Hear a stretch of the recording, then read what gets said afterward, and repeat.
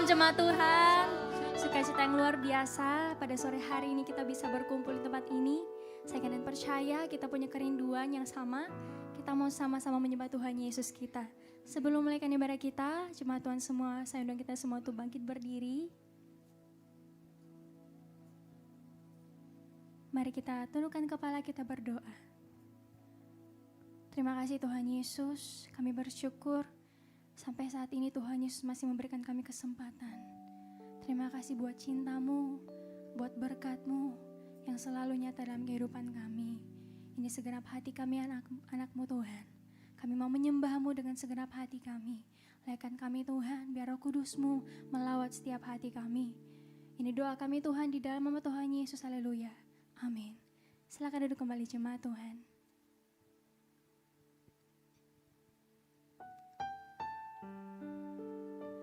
Mari datang dengan tangan yang tidak hampa di hadapan Tuhan. Datang dengan segala kerinduanmu pada Tuhan. Nyatakan pada Tuhan segala kerinduanmu. Yesus.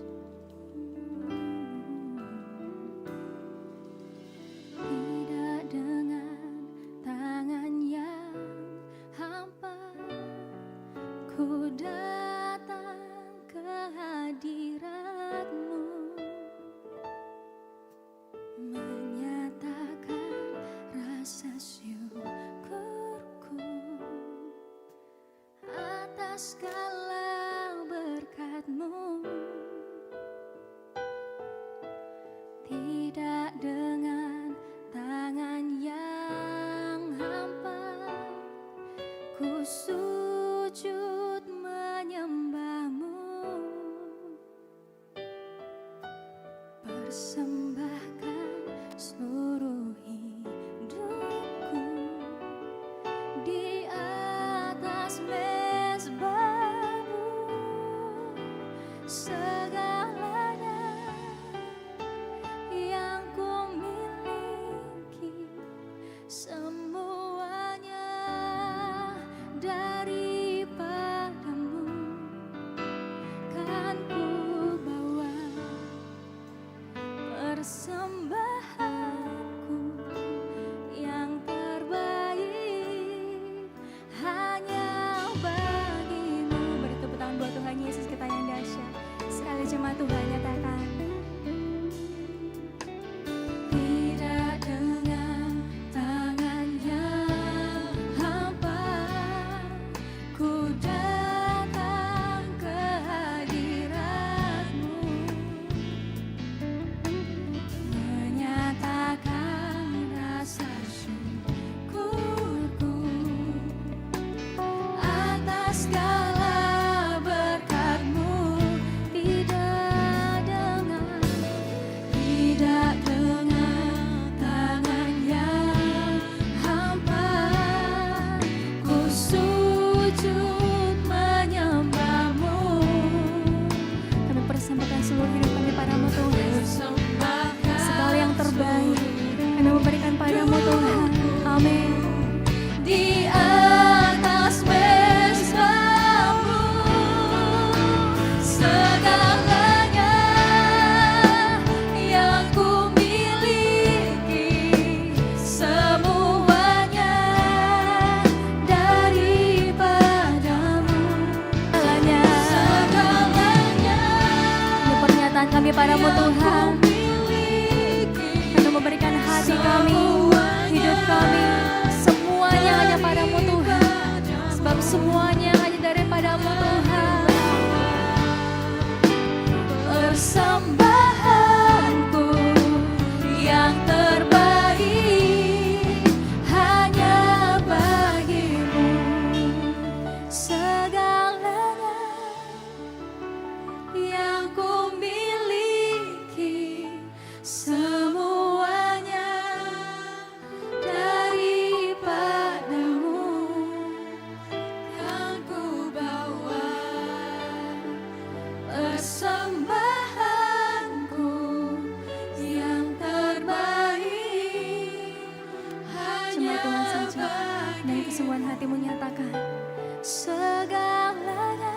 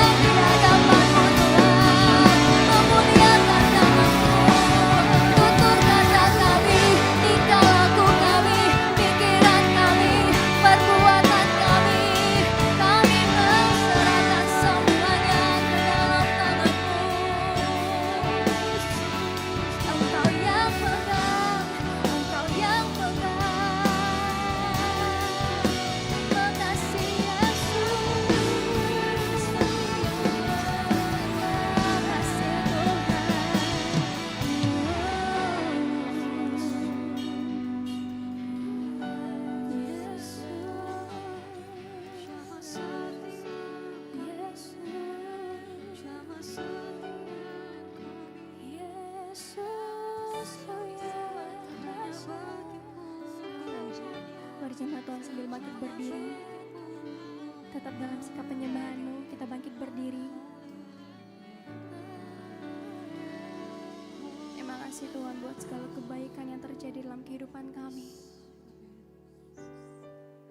Benar Tuhan, sebab semuanya datang daripada-Mu, dan kami kembalikan lagi hanya pada-Mu Tuhan. Ajar kami Tuhan untuk memberikan yang terbaik buat Tuhan. Hati kami, hidup kami, semuanya kami memberikan yang terbaik untuk Tuhan, bukan yang sisa-sisa itu Tuhan. Yesus Tuhan, terima kasih Bapa. Mari kita naikkan pujian ini sekali lagi. Nyatakan pada Tuhan. Segalanya yang ku miliki, semuanya daripada. Benar Tuhan. Kan ku bawa persembahanku yang terbaik hanya. Ulangkan kedua tanganmu, nyatakan pada Tuhan. Katakan segalanya yang ku miliki, semuanya daripada-Mu. Kan ku bawa persembahanku yang terbaik hanya bagi-Mu. Segalanya yang ku miliki, semuanya daripada-Mu. Kan ku bawa persembahanku yang terbaik hanya bagi-Mu. Segalanya yang ku miliki, semua mau berikan semuanya hanya untuk bagi-Mu Tuhan, untuk hormat kemuliaan nama-Mu. Kan ku bawa persembahanku yang terbaik hanya bagi-Mu. Mari sambungkan kedua tanganmu, mari sama-sama nyatakan pada Tuhan. Segalanya yang ku pilih, semuanya hanya untuk-Mu Tuhan.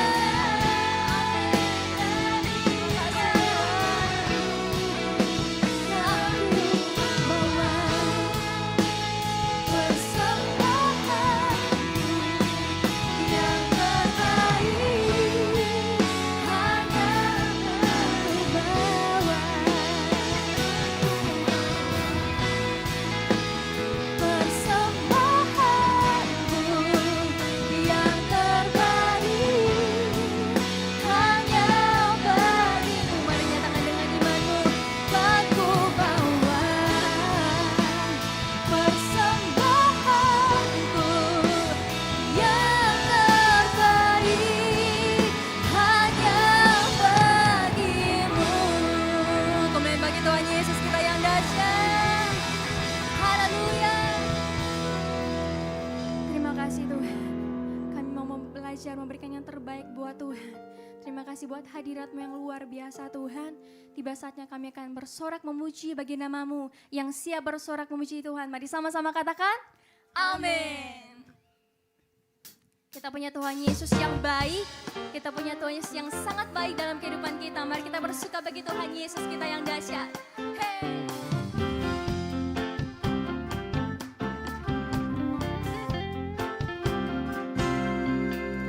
Mari masuk gerbangnya dengan hati bersyukur, halamannya dengan pujian, penuhi baitnya dengan nyanyian syukur.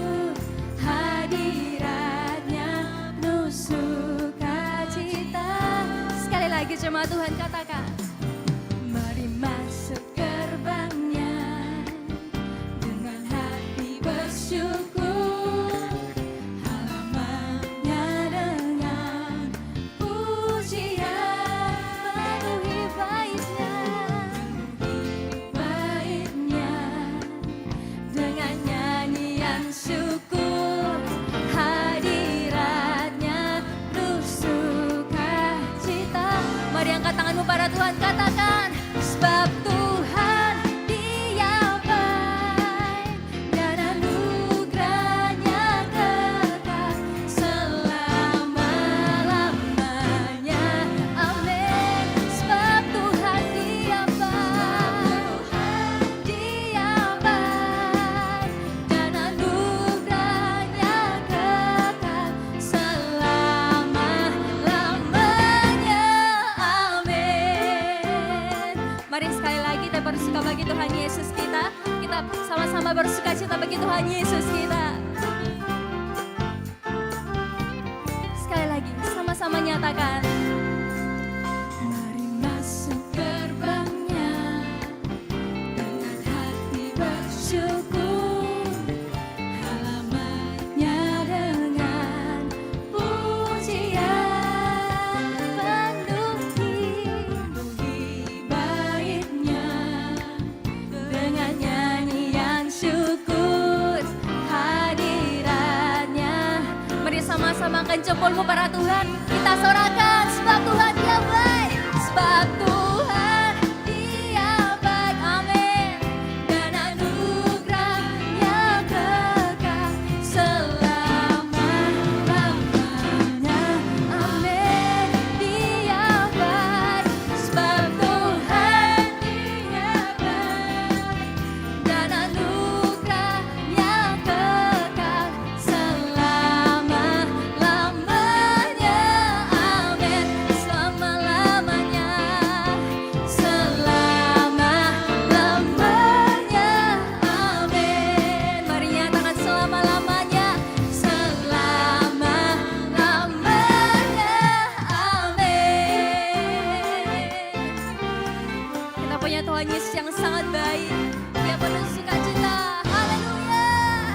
Kita mau bersuka lagi bagi Tuhan Yesus kita yang dahsyat. Siapkan gerakanmu, siapkan sukacitamu yang lebih dahsyat lagi. Come on.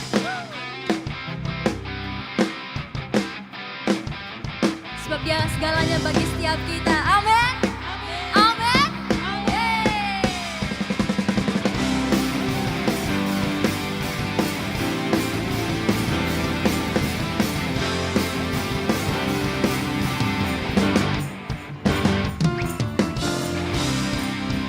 Mari sama-sama nyatakan, ku naikkan syukur buat segala perbuatanmu, kasih-Mu di dalam hidupku. Tiada terukur betapa besar kasih-Mu, sungguh ku. Mari lambaikan tanganmu saudara. Come on. Yesus Kaulah segalanya, melebihi semua yang ada padaku. Oh, Yesus Kaulah segalanya, seutuhnya ku berikan hatiku untukmu.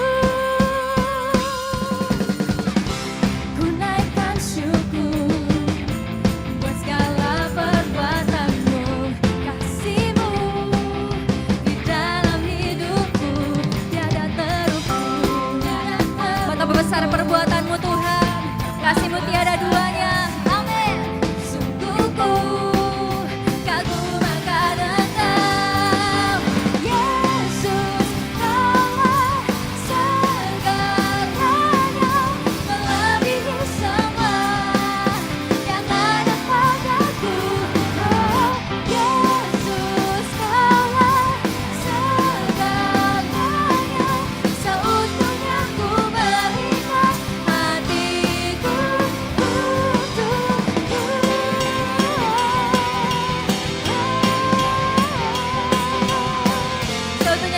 menyerahkan hati kami untukmu Tuhan. Pernyataan kami padamu.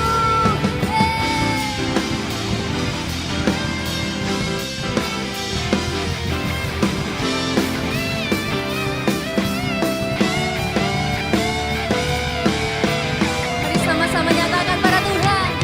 Yesus Kaulah segalanya, melebihi semua yang ada padaku.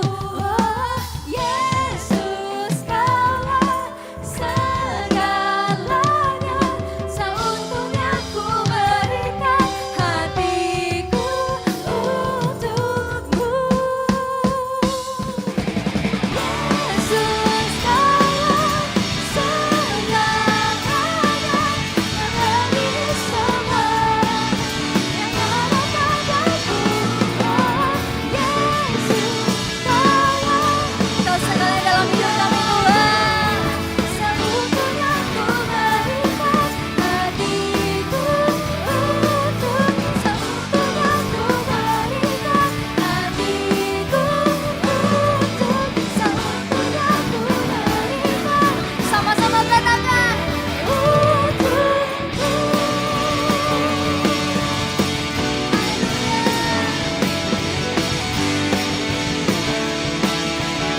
Kau dahsyat dalam kehidupan kami Tuhan. Kami memberikan semuanya untukmu Tuhan, untuk kemuliaan nama-Mu. Haleluya. Silakan duduk kembali jemaat Tuhan. Kita akan mendengarkan pembacaan katekismus. Kepada yang lain dipersilakan.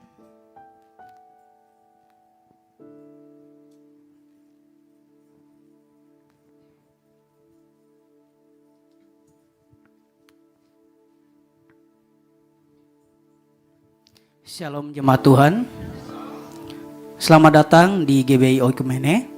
Katekismus kita pada minggu ini terdapat satu pertanyaan yang sama dengan minggu lalu mengenai doktrin pembenaran.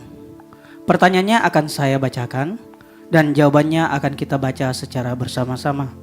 Pertanyaannya, bagaimana gambaran kehidupan orang-orang yang dibenarkan Allah? Mari baca sama-sama jawabannya dalam 3, 2, 1. Orang-orang yang dibenarkan akan hidup dalam damai sejahtera melalui Tuhan Yesus. Mari baca bersama-sama ayatnya dalam Roma pasal 5 ayat 1. Sebab itu kita yang dibenarkan karena iman, kita hidup dalam damai sejahtera dengan Allah oleh karena Tuhan kita Yesus Kristus.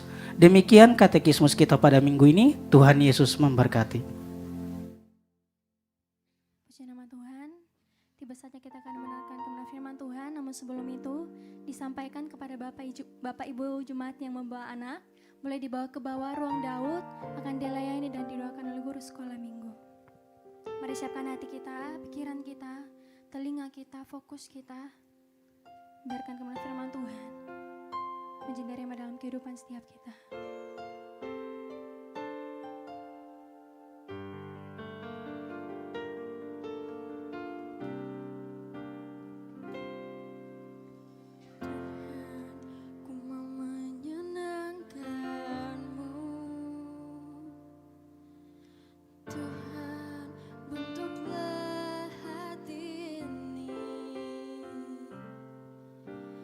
Jadi bejana untuk hormat-Mu, cemerlang bagai emas murni. Tuhan, ku serahkan hatiku,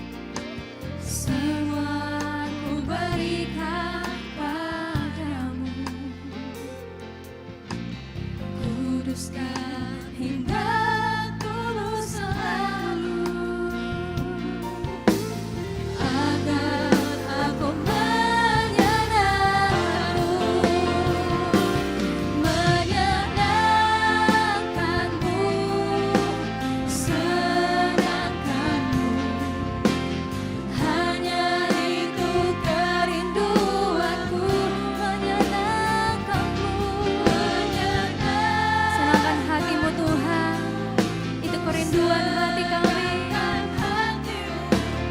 Hanya itu kerinduanku, menyenangkanmu,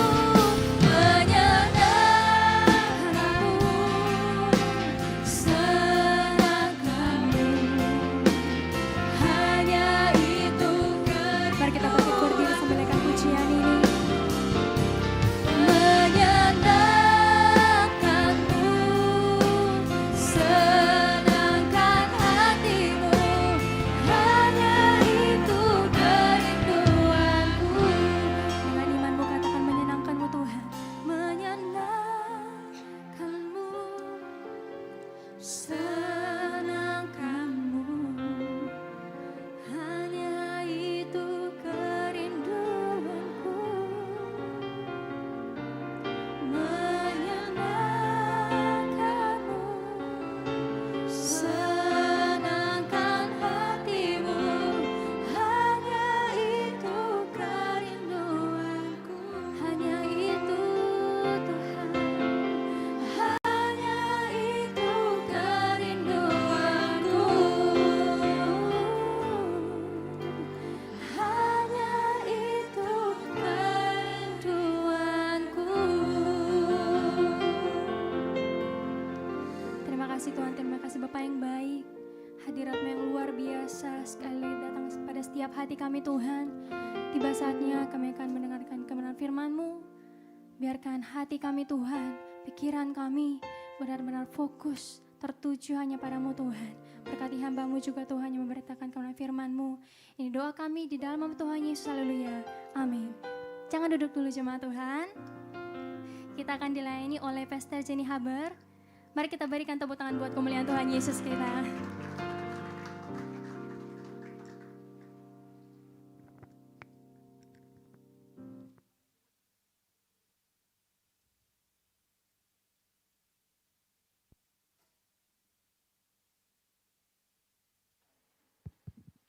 Shalom, apa kabar semua? Puji Tuhan sehat ya. Mari sama-sama kita berdoa. Bapa di dalam nama Tuhan Yesus, terima kasih karena Engkau sudah hadir bersama dengan kami di sore hari ini. Terima kasih Tuhan, ini adalah waktu yang terbaik di mana Tuhan mengumpulkan kami di dalam rumah-Mu untuk kami boleh bersekutu, memuji dan meninggikan nama-Mu. Dan kami sudah menikmati hadirat Tuhan yang begitu manis karena Tuhan Yesus sendiri telah hadir bersama dengan kami. Bapa, kami hendak duduk diam tenang, kami mau baca firman-Mu, kami mau renungkan firman-Mu. Karena perkataan-Mu itu adalah madu yang begitu manis bagi jiwa kami. Tetapi kekuatan yang dapat mengubah dan membaharui kami. Itu sebabnya kami berdoa supaya Tuhan memberikan kepada kami tanah hati yang terbaik. Supaya firman yang kami baca, kami dengar, kami renungkan. Dan Roh Kudus akan singkapkan bagi kami, itu akan berbicara kepada kami, mengubah hidup kami, memerdekakan kami. Sehingga kami akan menjadi serupa dengan Yesus yang adalah Tuhan dan Juru Selamat kami. Mari Roh Kudus berbicara bagi setiap kami, pakai hamba-Mu yang sangat terbatas ini untuk menyampaikan kebenaran firman-Mu. Dan kami berjanji bahwa segala kemuliaan hanya kembali kepada Tuhan. Demi nama Tuhan Yesus firman yang hidup, kami berdoa bersyukur. Sama-sama kita katakan, amin. Puji nama Tuhan. Pertama-tama saya mau terima kasih untuk Ibu Gembala, ya, dan juga Pak Esra, Ibu Debbie dan semua rekan-rekan hamba Tuhan, staf pastoral di tempat ini. Kesekian kalinya sudah memberi saya kesempatan untuk boleh menyampaikan firman Tuhan. Rasa-rasanya ini yang pertama kali saya boleh menyampaikan firman Tuhan di ibadah raya yang ketiga. Ya, ada yang belum pernah ketemu saya di sini, lihat saya, coba angkat tangan. Semua sudah ya? Baik, puji nama Tuhan. Hari ini kita akan membahas dan belajar dari satu tema yang diberikan kepada saya, yaitu suka memberi. Kita baca dulu perikopnya. Dari 2 Korintus pasal 9. 2 Korintus pasalnya yang ke-9, ayat 6 sampai dengan ayatnya yang ke-15. Saya ingin kita membaca keseluruhan perikop ini. 2 Korintus pasal 9, ayat 6 sampai dengan ayat 15. 2 Korintus pasal 9 ayat 6 sampai dengan ayat 15. Mari kita baca bergantian, Bapak Ibu Saudaraku yang kekasih dalam Tuhan. Saya ayat 6, lalu Bapak Ibu Saudara, di sini rasanya Bapak Ibunya tidak banyak. Lebih banyak orang-orang muda ya. Lalu Saudara ayat 7 kita akan berakhir di ayat 15. Saya akan mulai. Camkanlah ini, orang yang menabur sedikit akan menuai sedikit juga. Dan orang yang menabur banyak akan menuai banyak juga.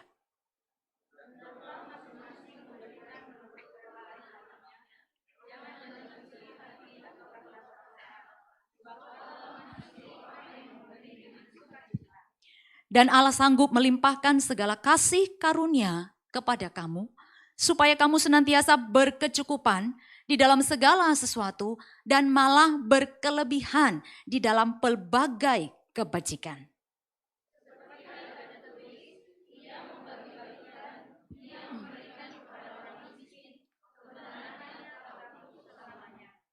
Ia yang menyediakan benih bagi penabur dan roti untuk dimakan. Ia juga yang akan menyediakan benih bagi kamu dan melipat gandakannya dan menumbuhkan buah-buah kebenaranmu.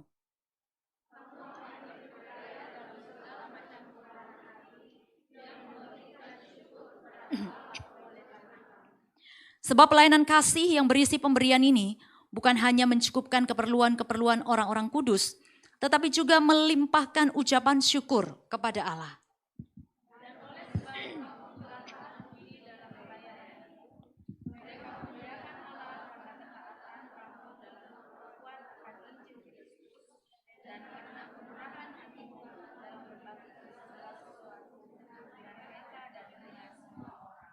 Sedangkan di dalam doa mereka, mereka juga merindukan kamu oleh karena kasih karunia Allah yang melimpah di atas kamu. Sama-sama ayat 15, 1, 2, 3.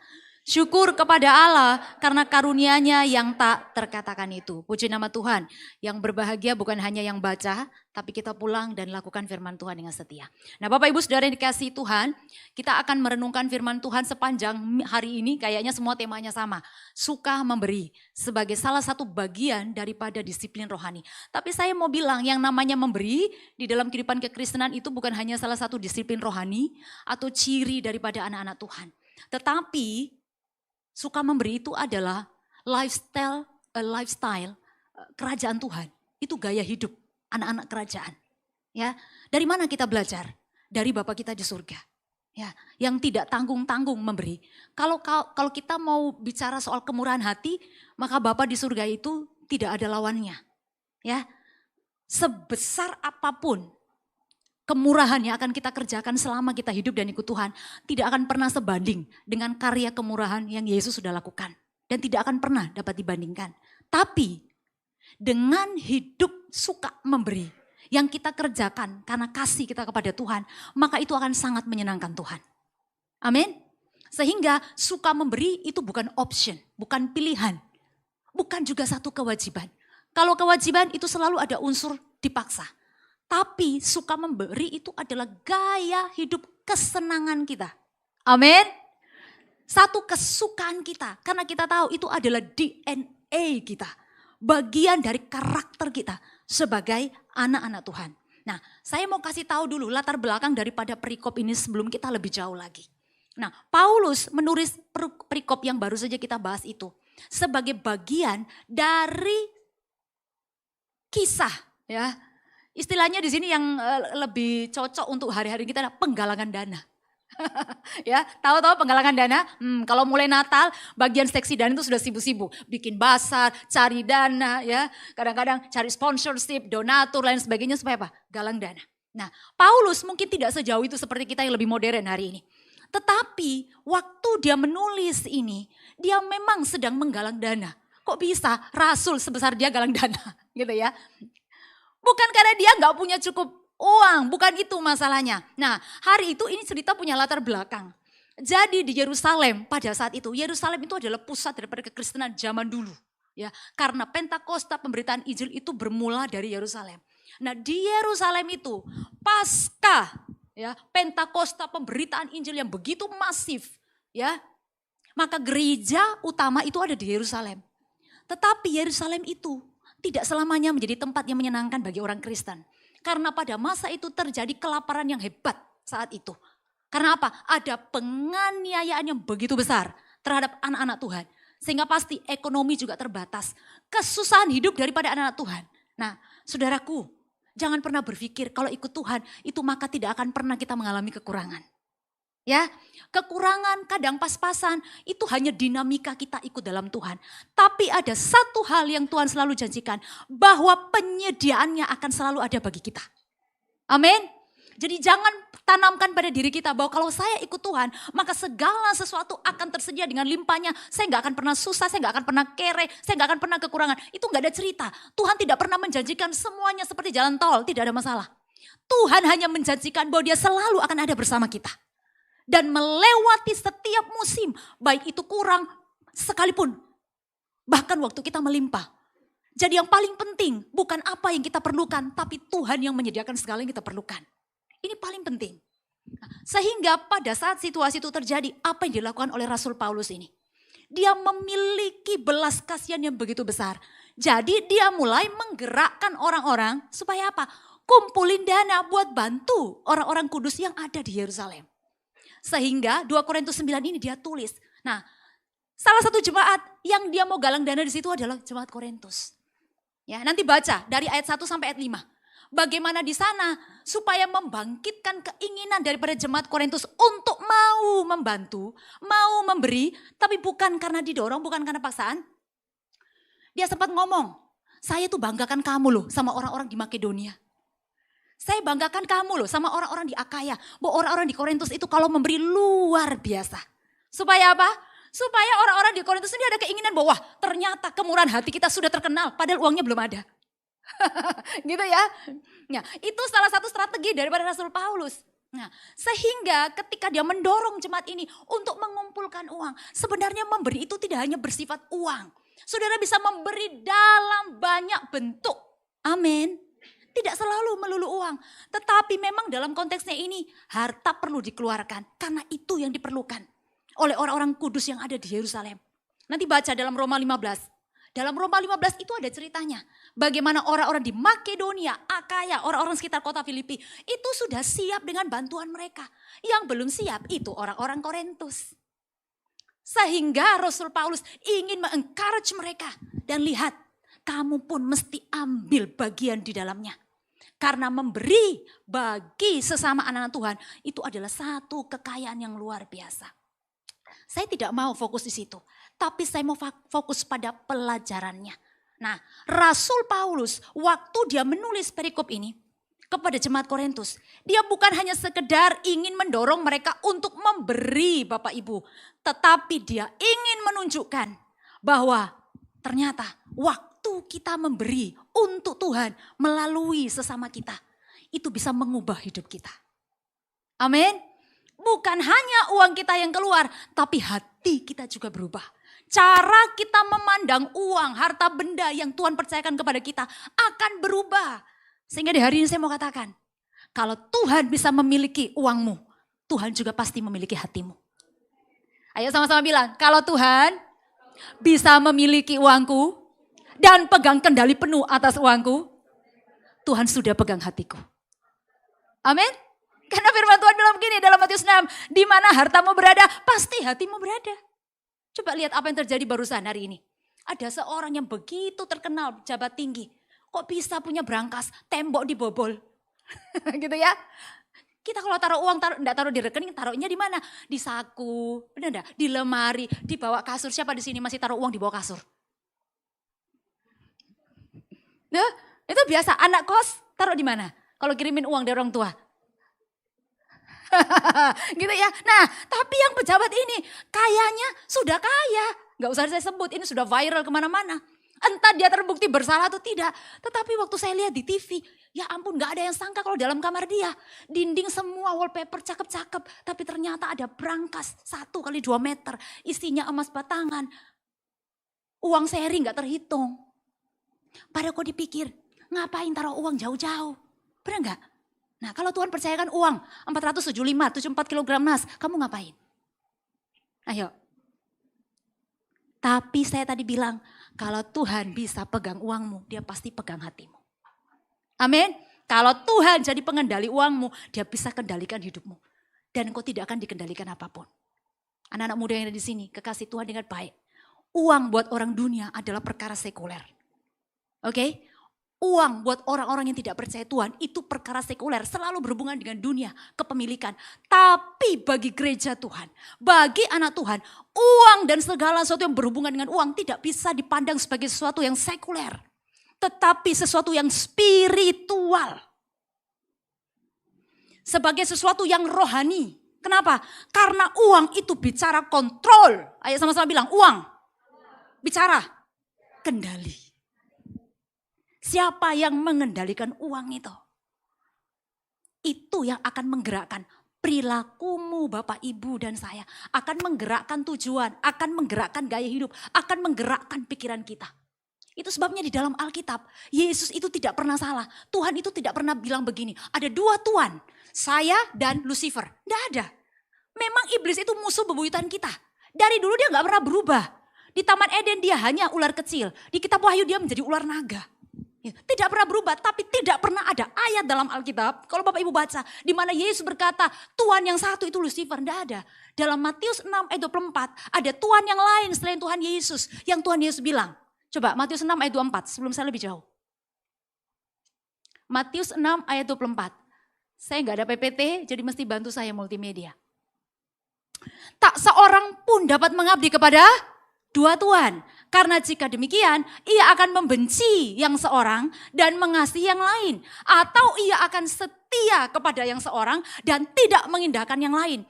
Kamu tidak dapat mengabdi kepada Allah dan kepada Mamon. Bayangkan, Yesus hanya menyandingkan dirinya dan satu Tuhan yang lain. Yang namanya Mamon. Mamon itu adalah dewa uang. Sebenarnya. Siapa yang ngomong ini? Tuhan Yesus yang ngomong. Jadi Tuhan itu sudah melihat jauh ke depan. Bahwa dalam perjalanan kekristenan anak Tuhan akan ada dua Tuhan yang mereka perlu pilih dalam hidup mereka. Kalau mereka tidak mengabdi dan setia kepada Yesus, maka mereka pasti akan mengabdi kepada Tuhan yang lain. Tidak ada daerah netral di sini. Kalau saudara tidak mengabdi kepada Yesus, mempercayakan hidup kendali harta, benda, uang kepada Yesus, tidak setia dengan keuangan. Maka itu berarti saudara sedang berada di bawah kendali Tuhan yang lain, yang namanya Mamon. Amin. Itu sebabnya Paulus berkata dalam 1 Timotius, sebab akar segala kejahatan adalah cinta uang. Karena uanglah orang memperbudak dirinya untuk mengejar apa saja supaya jadi kaya dan jatuh kepada berbagai modus kejahatan.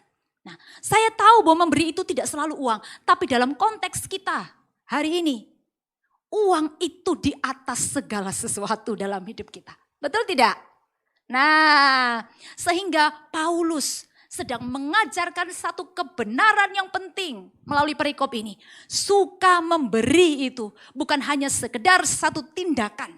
Tetapi suka memberi itu adalah satu kebiasaan baik yang harus kita bangun. Memberi kepada siapa dulu? Tentu saja dalam konteks ini adalah memberi kepada Tuhan melalui gereja, pelayanan yang sedang dikerjakan, program dan lain sebagainya. Memberi kepada orang-orang miskin, kepada orang-orang yang berkebutuhan. Mereka yang membutuhkan dan lain sebagainya. Nah, saya ingin masuk ke intinya.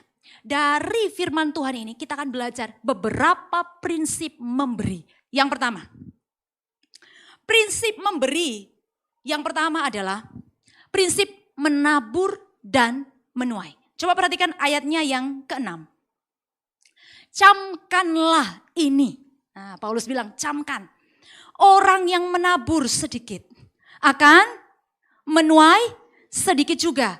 Dan orang yang menabur banyak akan menuai banyak juga. Ya, jadi prinsip yang pertama daripada suka memberi harus tahu bahwa ada satu hukum. Dan hukum ini sebenarnya sesuatu yang sangat terbukti. Apa yang saudara tabur pasti akan saudara tuai. Segala sesuatu yang kita kerjakan akan kembali kepada kita. Nah, kita akan menuai apa yang kita tabur. Itu dasarnya dulu. Ya, semua orang yang menabur apapun akan menuai seperti apa yang dia tabur. Itu sebabnya mengapa Galatia 6 ayat 7 berkata demikian. Galatia 6 ayat 7. Jangan sesat. Ya. Allah tidak membiarkan dirinya dipermainkan. Karena apa yang ditabur orang itu juga akan dituainya. Ini yang nulis siapa? Rasul Paulus. Jangan sesat. Dia tidak bicara dalam konteks uang saja. Dia bicara dalam konteks apapun. Perbuatan, pikiran, tindakan. Yang saudara dan saya tabur tiap hari, saudara pasti akan tuai. Tidak ada pilihan lain. Saudara tabur kebaikan, saudara tuai kebaikan. Amin. Saudara tabur kejahatan, saudara akan tuai kejahatan. Itu satu hukum yang berlaku umum, bukan hanya dalam kekristenan. Sehingga Paulus berkata, jangan sesat, jangan main-main, jangan coba-coba. Gitu ya. Allah tidak membiarkan dirinya dipermainkan. Karena apa yang ditabur orang, itu juga akan dituainya. Jadi prinsip yang pertama waktu kita memberi adalah ingatlah, apa yang kita tabur pasti kita akan tuai. Bukan hanya materi, bahkan kehidupan kekal. Sore hari ini semua datang di sini, sore-sore. Mau apa? Cari Tuhan, ibadah, fellowship, memuji, menyembah Tuhan. Karena percaya pulang pasti ada berkat rohani. Benar gak? Kita kan di sini tidak disediakan makanan waktu pulang. Gitu ya. Tapi berkat rohaninya lebih kaya. Nah, saudara hanya 2 jam luangkan waktu di tempat ini. Saudara tahu apa yang saudara akan tuai itu lebih besar daripada 2 jam itu. Amin. Karena kenapa? Bapak Ibu itu sedang cari Tuhan. Berfellowship dengan anggota tubuh yang lain untuk memuji dan menyembah Tuhan. Sehingga melalui Paulus Tuhan bilang, apa yang ditabur orang bentuk apapun, itu juga akan dituainya. Kemudian menabur dan menuai, di dalamnya saudara harus tahu bahwa kita bukan hanya akan menuai apa yang kita tabur apapun bentuknya. Tetapi kita akan menuai lebih banyak daripada apa yang kita tabur. Itu hukum ekonomi kerajaan sorganya Tuhan Yesus. Saya ulang, di dalam hukum ekonominya Tuhan, kita akan lebih besar menuai daripada menabur. Jadi tidak ada namanya saya tabur 1, menuai 1. Di dalam kerajaan Tuhan, 1 itu bandingannya banyak. Betul? Ini kok tidak ada suara, tidak ada respon nih. Amin.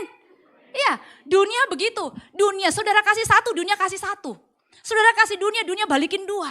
Tetapi di dalam kerajaan Tuhan, saudara tabur 1. Tapi sungguh-sungguh untuk Tuhan, saudara akan menuai lebih banyak. Itu hukumnya memang. Itu sebabnya mengapa Paulus suka bicara soal benih, seed. Dia suka bicara perumpamaan tentang petani. Karena dia tahu seperti itulah sistemnya Tuhan bekerja. Cara sistem Tuhan itu bekerja di dalam hidup kita. Itu berbeda sekali dengan cara dunia ini Bapak Ibu. Waktu kita menuai sedikit, kita akan menabur sedikit, kita akan tuai sedikit.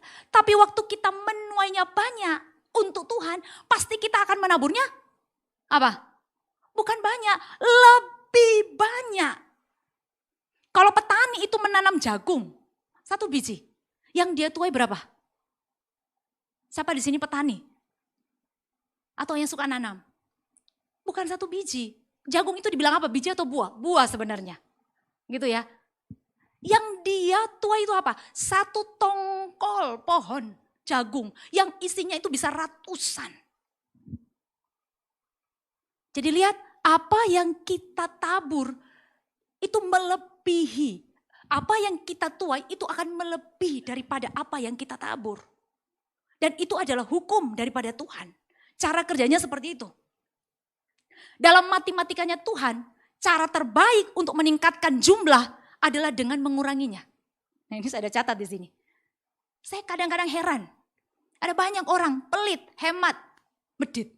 Gitu ya. Ada banyak orang itu perhitungan kalau memberi. Karena dia pikir kalau saya beri nanti tambah kurang. Kalau saya memberi besok makan apa. Kalau saya memberi nanti tidak bisa jajan dan lain sebagainya. Itu cara dunia. Menghemat, menabung lebih banyak. Supaya apa? Supaya masa depannya lebih cerah. Tetapi di dalam hukum ekonomi kerajaan Tuhan, segala sesuatu bekerja dengan supranatural. Amin. Itu sebabnya saya bilang memberi itu bukan matematika. Memberi bagi Tuhan dalam bentuk apapun, khususnya dalam bentuk uang. Itu langsung penerapannya hukum surgawi. Kamu kasih 1.000, yang kamu tuai itu 1 juta. Tetapi kita memberi untuk Tuhan bukan karena kita harapkan kita diberi, bukan. Kita memberi untuk Tuhan, untuk pekerjaannya, memberi kepada orang yang berkekurangan.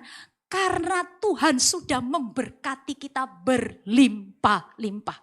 Jadi itu dasarnya. Jadi penting untuk memahami mengapa kita memberi. Bukan untuk mendapatkan lebih banyak dari Tuhan. Kita memberi karena kita sudah diberi lebih besar. Amin. Jadi ini prinsip menabur dan menuai ini penting. Apa yang saudara tuai akan lebih besar daripada apa yang saudara tabur. Itu sebabnya Amsal 11 ayat 24. Coba, Amsal 11 ayat 24. Ini ayat pegang baik-baik anak Tuhan. Ya, jangan hidup berdasarkan gaji. Jangan hidup berdasarkan uang yang hariana. Hidup berdasarkan iman, maka apa yang ada padamu Tuhan akan cukupkan. Coba sama-sama baca Amsal 11 ayat 24, 1, 3. Ada yang menyebar harta tetapi bertambah kaya. Ada yang menghemat secara luar biasa namun siapa yang cocok dengan ayat ini? Ayo. Siapa di sini? Nabung. Gak apa-apa nabung itu bagus. Ya. Tetapi waktu Roh Kudus gerakkan kita untuk memberi. Dan dia mau kita memberi. Dan kita punya kesempatan untuk memberi. Tapi kita nahan terus. Alkitab berkata apa? Ada orang yang menghemat luar biasa. Siapa di sini suka menghemat luar biasa? Sampai untuk dirinya pelit. Saya berapa waktu lalu ketemu seorang hamba Tuhan, perempuan. Dia lagi punya sedikit masalah dengan keuangan. Ya, karena mobil juga dalam masa masih dicicil, anak masuk sekolah, gitu-gitu. Lalu dia cerita sama saya. Dia bilang, Jane, saya ini kok pelit sekarang dengan diri saya. Dulu saya itu bisa beli baju, bisa beli ini. Sekarang beli lipstik pun saya pelit. Gitu ya. Sekarang semuanya mesti hemat. Hemat. Bapak Ibu, saya tidak mengajar, saya bukan ahli ekonomi, bukan ahli keuangan. Saya hanya ajar firman Tuhan. Bahwa kadang-kadang di dalam Tuhan, hidup kita itu melampaui apa yang ahli keuangan ajarkan. Amin. Kenapa? Karena kita hidup by faith. Kita hidup dengan iman, tapi bukan berarti tidak ada planning, tidak ada perencanaan. Tetapi ada masanya di mana betul-betul kita harus praktek firman Tuhan. Mengapa ayat ini ditulis oleh Salomo? Ada orang menyebar harta tetapi bertambah kaya. Pernah lihat enggak orang? Royal, kasih orang. Mudah di mana-mana. Padahal dia enggak kaya sebenarnya. Ya, tapi firman Tuhan bilang, orang itu bakal calon orang-orang kaya. Kenapa? Dia tidak pelit. Dia tidak apa? Orang Makassar bilang apa? Seke. Ya. Bukan berarti dia berlimpah. Dia tahu dia juga mungkin butuh. Tetapi ada momen di mana dia tahu dia harus sacrifice. Di mana dia harus berkorban. Dan dia lakukan itu untuk Tuhan. Maka ayat ini tergenapi. Orang itu akan bertambah kaya. Ada orang yang menghemat luar biasa namun selalu berkekurangan. Sehingga saya menarik satu kesimpulan. Bahwa kaya atau miskin itu bukan soal harta. Orang miskin itu gak ada kaitannya dengan gak punya uang. Karena saya melihat ada banyak orang berlebih uangnya, banyak uangnya. Tetapi selalu seperti orang miskin. Tapi ada orang yang uangnya pas-pasan sedikit. Tetapi selalu mengucap syukur. Jadi ternyata kaya dan miskin itu berhubungan dengan cara berpikir. Kalau saya punya banyak uang, deposito miliaran. Tapi tiap hari saya mengeluh, tiap hari saya bersungut. Tiap hari saya ngomel. Seperti orang tidak punya uang. Seperti orang tidak punya berkat. Maka saya adalah orang yang paling miskin sekalipun deposito saya miliaran. Tapi ada orang yang uangnya hanya sedikit, rekening gak punya. Uang tiap hari hanya ada di kantong, bergantung pada Tuhan.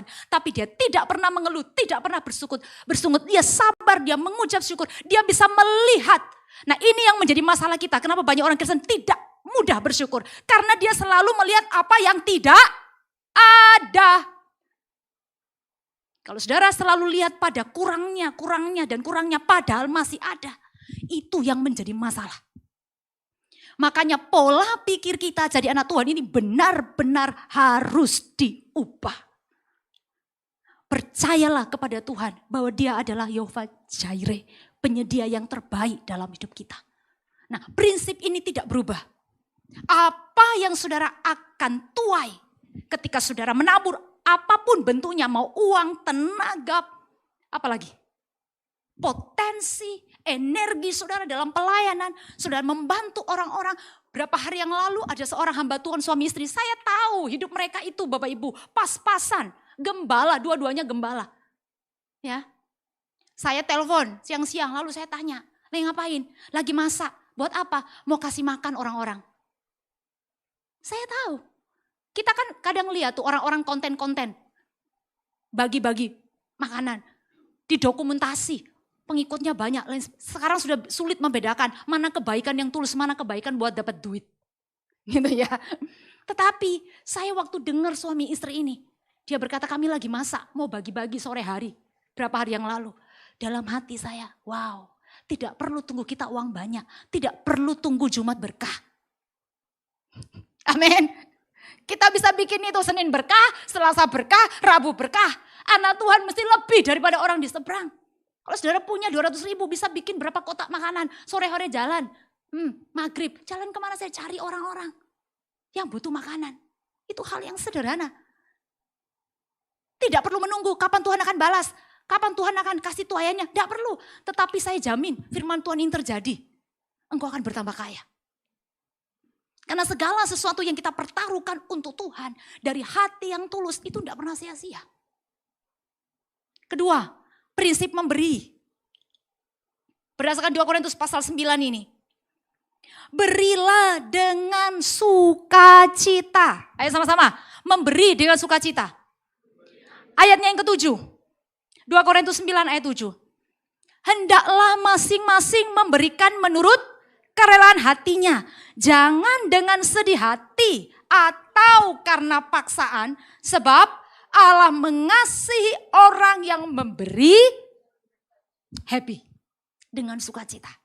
Jadi prinsip memberi anak-anak Tuhan sebagai bagian daripada gaya hidupnya sebagai murid dan anak Tuhan Yesus Kristus adalah dia selalu memberi dengan sukacita. Ayat 7 dikatakan. Berilah menurut kerelaan hati. Dalam bahasa Inggrisnya dikatakan, karena engkau sudah memutuskan dalam hatimu. Artinya apa? Memberi itu adalah satu ketetapan yang saya taruh di dalam hati saya. Yang berasal daripada sukacita saya. Karena Tuhan Yesus sudah selamatkan saya. Kalau mau belajar memberi itu belajar dari Allah Bapa. Makanya tadi saya bilang, kalau mau belajar tentang kemurahan, sampai kapanpun kita melakukan kemurahan, tidak akan pernah dibandingkan dengan kemurahan Allah Bapa. Karena dia sudah melakukan jauh lebih banyak buat kita. Apa yang dia lakukan? Dia berikan Yesus buat kita. Orang-orang yang berdosa ini. Dia berikan anaknya mati di atas kayu salib. Dia begitu mengasihi dunia ini sehingga dia tidak ingin melihat ada seorang pun yang binasa. Tetapi supaya semua orang beroleh hidup yang kekal dengan cara apa? Dia korbankan putranya di atas kayu salib. Supaya itu mengganti kita di atas kayu salib.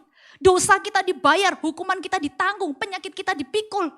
Tuhan melepaskan kita dari perbudakan dosa. Tuhan beri kepada kita hidup yang kekal.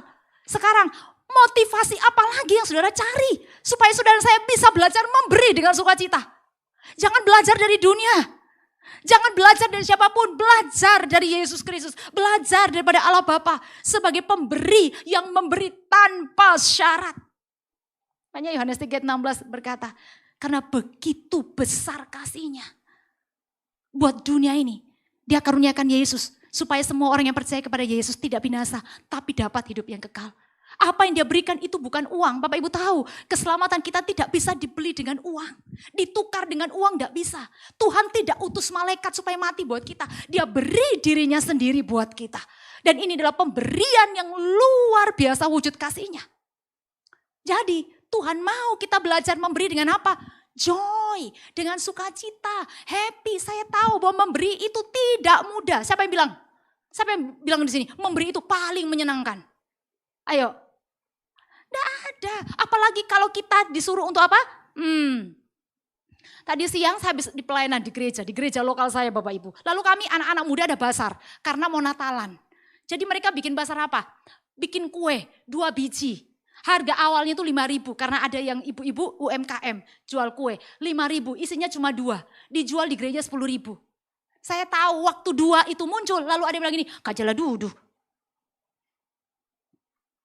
2 aja 10.000. Saya bisa dapat depan rumahku 5.000 empaknya. Lihat itu.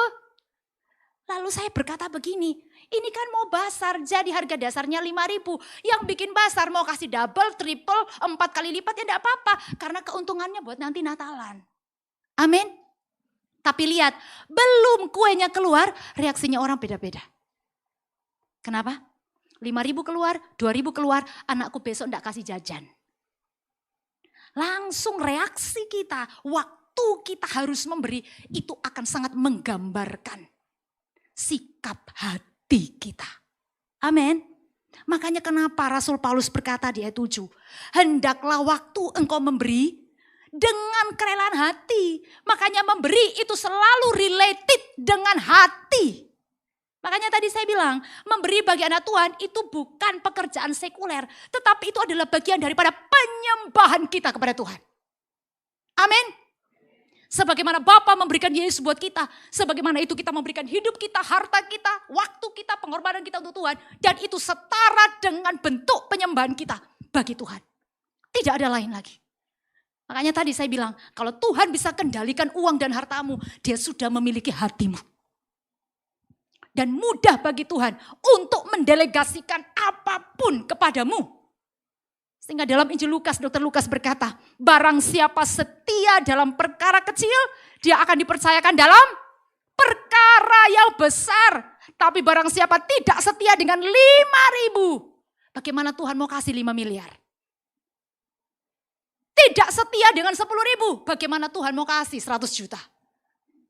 Ada juga ayat berkata begini, kalau engkau tidak setia dengan harta yang Tuhan percayakan, harta orang lain yang Tuhan percayakan kepadamu, bagaimana Tuhan bisa mempercayakan kalau engkau punya harta sendiri? Ada banyak orang korupsi hari ini. Tuhan percayakan keuangan dikorupsi. Tuhan percayakan uangnya orang dikorupsi. Jadi orang ini gak bisa dipercaya kalau Tuhan kasih dia harta sendiri. Itu sebabnya dia terus korupsi. Kenapa? Tuhan gak bisa kasih dia harta lebih banyak. Karena hartanya orang lain dimakan sama dia. Lihat, itu ada di dalam Alkitab. Kita punya Tuhan yang hebat. Yang mau menjaga anak-anaknya hidup dalam kebenaran dan kekudusan. Makanya dia bicara kepada kita. Bahwa berilah dengan sukacita. Karena kita punya Tuhan yang melihat dan mengawasi. Bahwa segala tindakan kita waktu memberi sekecil apapun. Tetapi dengan kerelaan, dengan sikap hati yang senang, sukacita. Bukan karena tekanan, bukan karena paksaan. Tapi karena Tuhan. Karena ucapan syukur. Tuhan janji, saudara akan diberkati, sungguh-sungguh diberkati. Jangan pernah berpikir saya memberi supaya Tuhan beri lebih banyak. Itu dunia. Tetapi Tuhan punya cara yang berbeda waktu memberkati kita. Coba lihat, Lukas 6 ayat 38. Ini ayat yang saya suka sekali. Tiap hari deklarasikan ayat ini. Lukas 6 ayat 38. Bagaimana cara Tuhan memberkati anak-anaknya yang memberi dengan sukacita? 1, 2, 3. Baca sama-sama. Berilah dan kamu akan diberi suatu takaran yang baik, yang dipadatkan, yang digoncang, dan yang tumpah keluar akan dicurahkan ke dalam ribaanmu. Sebab ukuran yang kamu pakai untuk mengukur akan diukurkan kepadamu. Saudara pernah beli beras literan? Siapa di sini suka beli beras literan? Anak kos biasanya. Ya. Saudara pergi ke tukang beras. Kalau beli 1 liter, liternya dikasih penuh. Benar nggak? Lalu apa yang dia lakukan? Ambil kayu kecil, lalu diratain karena dia nggak mau rugi. Dalam hati yang beli, Dede kasih semua mie kodong itu. Kita kan selalu mau banyak lebihnya tau. Penjual kalau bisa dia pasin bener. Tapi firman Tuhan bilang, berilah dan kamu akan diberi. Waktu engkau berikan persembahan dengan sukacita, dengan kerelaan. Bukan karena tekanan, bukan karena takut nggak diberkati. Tuhan bilang apa? Cara takaran Tuhan waktu kembalikan berkat ke kamu itu kayak gini. Suatu takaran yang baik, timbangannya Tuhan itu benar. Amin. Timbangannya tukang penjual beras di pasar dengan timbangan di Kerajaan Surga itu beda. Di sana tuh banyak curangnya. Lihat, takaran, ukuran yang Tuhan kasih waktu dia berkati kita. Lalu dikatakan apa? Dipadatkan. Amin. Saudara mau berkatnya padat? Hah? Ini kok malu-malu tapi mau? Ini kayak orang gak mau berkat ini. Saudara, kalau saudara nangkap firman hari ini, embermu dipenuhi Tuhan. Kantongmu gak kere lagi. Lihat ukurannya Tuhan. Yang digoncang dan yang tumpah keluar akan dicurahkan. Coba lihat. Kalau penjual beras, dia gak mau ada 1 biji buat kita. Pokoknya 1 liter pas. Kalau ada yang tumpah, gak kasih buat kita. Tapi Tuhan, waktu dia timbang itu berkat buat kita. Yang tumpah-tumpah itu dikasih masuk di dalam keranjang kita. Halo? Yang tumpah keluar itu, yang lebih itu, yang luber itu, Tuhan ambil, Tuhan kasih masuk dalam kantong keranjangmu. dicurahkan ke dalam ribaanmu. Lihat, dunia itu 1:1. Yesus itu 1 banding banyak. Sampai apa? Sampai luber kantong berkatmu. Dan prinsipnya, sebab ukuran yang kamu pakai untuk mengukur akan diukurkan kepadamu. Oh, jadi jangan pernah menyepelekan kalau Tuhan kasih kesempatan memberi. Kenapa? Karena hukum ini akan berlaku. Sama juga Tuhan bilang, jangan suka menghakimi. Karena ukuran yang engkau pakai untuk menghakimi orang lain akan dipakai kepadamu, bahkan ditambahkan lain. Betul enggak? Jadi lebih baik kita suka memberi daripada suka suka apa? Menghakimi. Selalu Tuhan itu bekerja lebih besar yang kita tuai. Nah, berilah dengan sukacita. Jangan memberi karena tekanan. Jangan memberi karena takut tidak makan. Jangan memberi karena takut kekurangan. Saya tahu bahwa tidak mudah hari-hari ini orang memberi. Ya, kenapa? Karena krisis di mana-mana.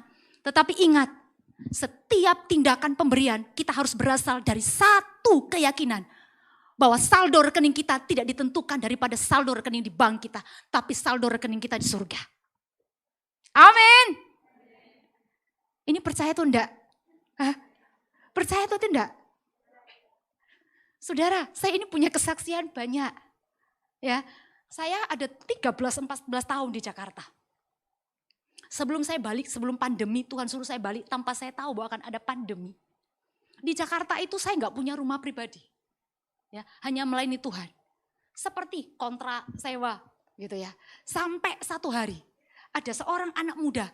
Saya nggak tahu bisa kenalan di satu KKR. Saya nggak tahu kalau dia adalah seorang yang kerjaannya asuransi.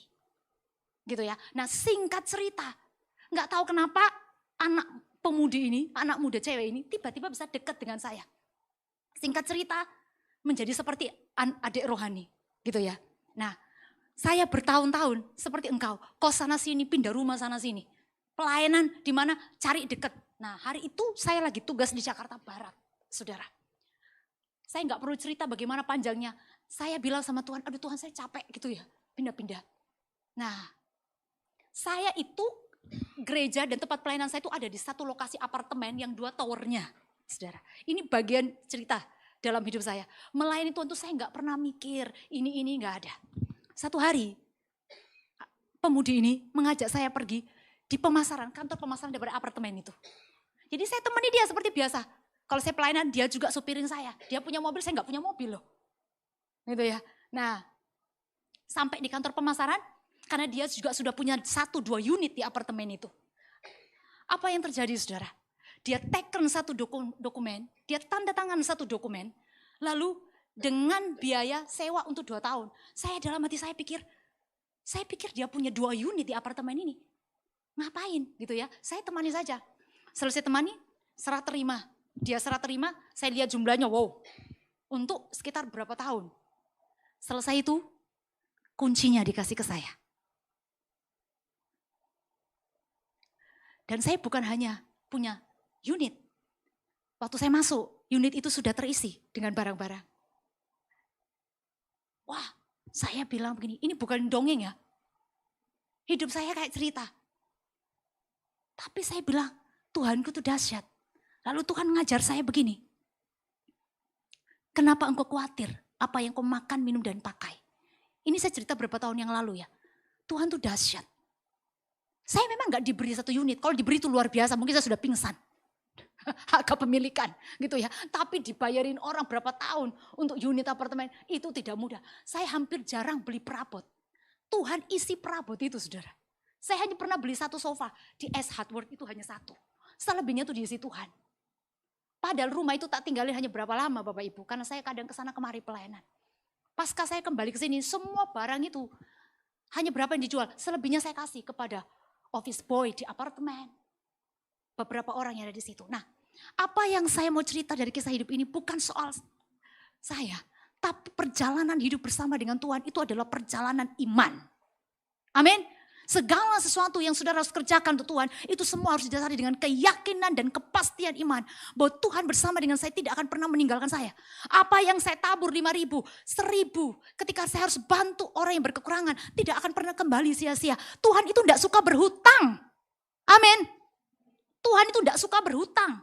Tuhan itu suka memberi kepada kita. Sampai kita berkelimpahan. Makanya Yohanes 10 berkata apa ayat 10? Pencuri datang untuk mencuri, membunuh dan membinasakan. Yesus berkata, aku datang supaya mereka mempunyai hidup dan mempunyainya dalam segala kelimpahan. Kelimpahan di situ bukan hanya kelimpahan rohani masuk surga punya hidup kekal. Tetapi Tuhan juga mau saudara sejahtera di bumi ini. Amin. Kaya salah enggak? Siapa di sini mau kaya? Siapa di sini mau kaya? Siapa di sini mau kaya banget? Wih, giliran ada BGT-nya semua angkat tangan. Ya. Boleh nggak kaya? Boleh, harus kaya. Jangan berpikir kaya itu saya harus punya Porsche, Mercy, Ferrari, RR. Dan punya semuanya. Tidak, saudara. Ada orang yang memang akan dipercayakan Tuhan di level itu. Tetapi kalau saudara tidak sampai di level itu, saudara tetap adalah orang yang kaya. Karena 2 Korintus 8 ayat 9 kalau tidak salah dikatakan, Yesus yang kaya dia jadi miskin supaya saudara dan saya miskin jadi kaya karena dia. Statusnya ditukar, berkatnya ditukar. Supaya apa? Saudara bisa mengalami kelimpahan dalam Tuhan. Tapi ingat rahasianya, di dalam Yesus. Yang pertanyaannya adalah, waktu Tuhan percayakan kita dengan kekayaannya, ini jadi masalah. Kekayaan itu yang memiliki engkau atau engkau yang memiliki kekayaan itu. Makanya uang itu adalah sesuatu yang baik, tapi Tuhan yang jahat. Kalau uang menjadi controller dalam hidup kita. Pengendali. So anak-anak Tuhan, jangan target mau kaya. Karena di dalam Tuhan sudah kaya statusnya. Tetapi bangun kehidupan memberi dan memberi dengan sukacita. Jangan memberi supaya terlihat rohani. Seperti Ananias dan Safira. Dalam Kisah Rasul pasal 5. Nanti baca di rumah. Pernah dengar ceritanya? Waktu di Yerusalem terjadi ledakan penginjilan. Orang-orang bangkit cinta Tuhan, kenal Yesus. Ada satu suami istri namanya Ananias dan Safira. Alkitab berkata, dia melihat orang-orang itu menjual tanah rumahnya. Lalu hasilnya diberi ke gereja untuk kasih makan banyak orang. Dia juga mau lihat sebagai orang yang dermawan. Apa yang dia lakukan? Ananias dan Safira, suami istri ini sepakat jual tanah mereka. Jadi katakanlah tanahnya mungkin 1 miliar. Karena mereka mau terlihat sebagai orang Kristen yang baik, yang rohani, yang cinta Tuhan. 1 miliarnya mereka diskusi. Kalau kita bawa ke gereja kita bilang 1 miliar ini hasil jual tanah. Tetapi yang mereka bawa ke rumah Tuhan bukan 1 M. 500 juta, tapi mereka bilang 500 juta itu hasil tanah. Padahal sebenarnya hasilnya berapa? 1 miliar. Waktu dia datang di depan Rasul Petrus dan bawa hasil tanah itu yang sudah tidak benar, yang sudah curang. Petrus berkata apa? Bukan aku yang kamu dustai. Kamu tidak mendustai saya. Roh Kudus yang kamu bohongi. Alkitab berkata saat itu juga Ananias mati menyusul istrinya. Artinya apa? Kalau memberi bukan supaya dipuji orang. Memberi itu adalah satu kesukaan kita. Karena mengasihi Tuhan. Lahir dari rasa syukur kepada Tuhan. Yang sudah memberi kita terlalu banyak dalam hidup kita. Amin. Berapapun hari ini berkat yang ada padamu Bapak Ibu Saudara kekasih. Jangan pernah hitung-hitungan dengan Tuhan. Ya, karena Tuhan itu tidak pernah hitung-hitungan. Lihat itu janda yang memberi 1 peser. Benar enggak? Waktu dia datang di rumah Tuhan. Dia hanya punya 1 apa? 1 peser kalau salah, 1 sen ya. Tapi Alkitab berkata, Yesus lihat ada orang kaya kasih banyak. Tapi janda ini yang gak punya apa-apa. Kasih dengan apa yang dia punya. Yesus bilang sama murid-muridnya, siapa yang paling besar memberi? Tuhan bilangnya janda itu. Karena dia sudah gak punya apa-apa. Tapi apa yang ada dia punya, 1 sen yang dia punya. Itu yang dia kasih di dalam gereja. Jadi dia adalah pemberi terbesar, belajar dari dia.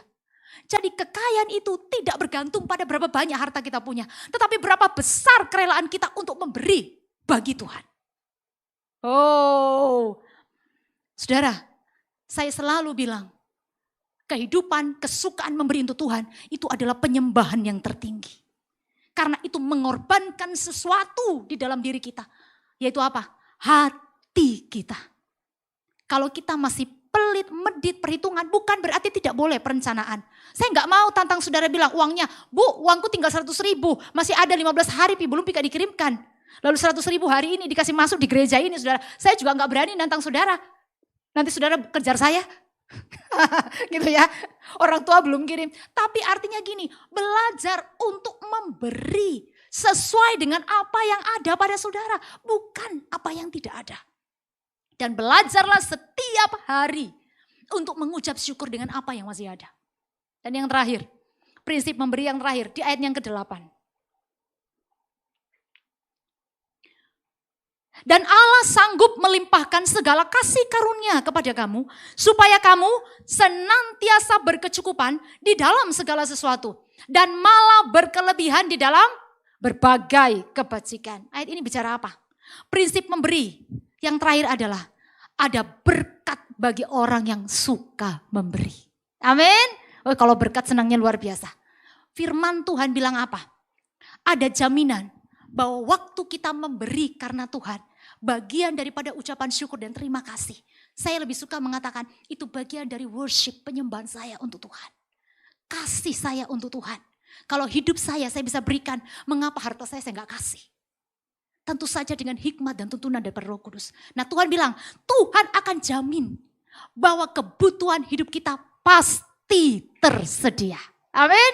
Kenapa? Ayat 8a berkata, dan Allah sanggup melimpahkan segala kasih karunia kepada kamu. Supaya kamu senantiasa berkecukupan di dalam segala sesuatu. Siapa? Allah sanggup. Atas dasar apa kita percaya? Bahwa Tuhan akan pelihara kita. Waktu kita memberi. Waktu kita punya kesempatan untuk memberi. Karena kita tahu Allah itu sanggup. Kita bukan punya Tuhan yang kere, yang miskin. Kita punya Yesus yang kaya.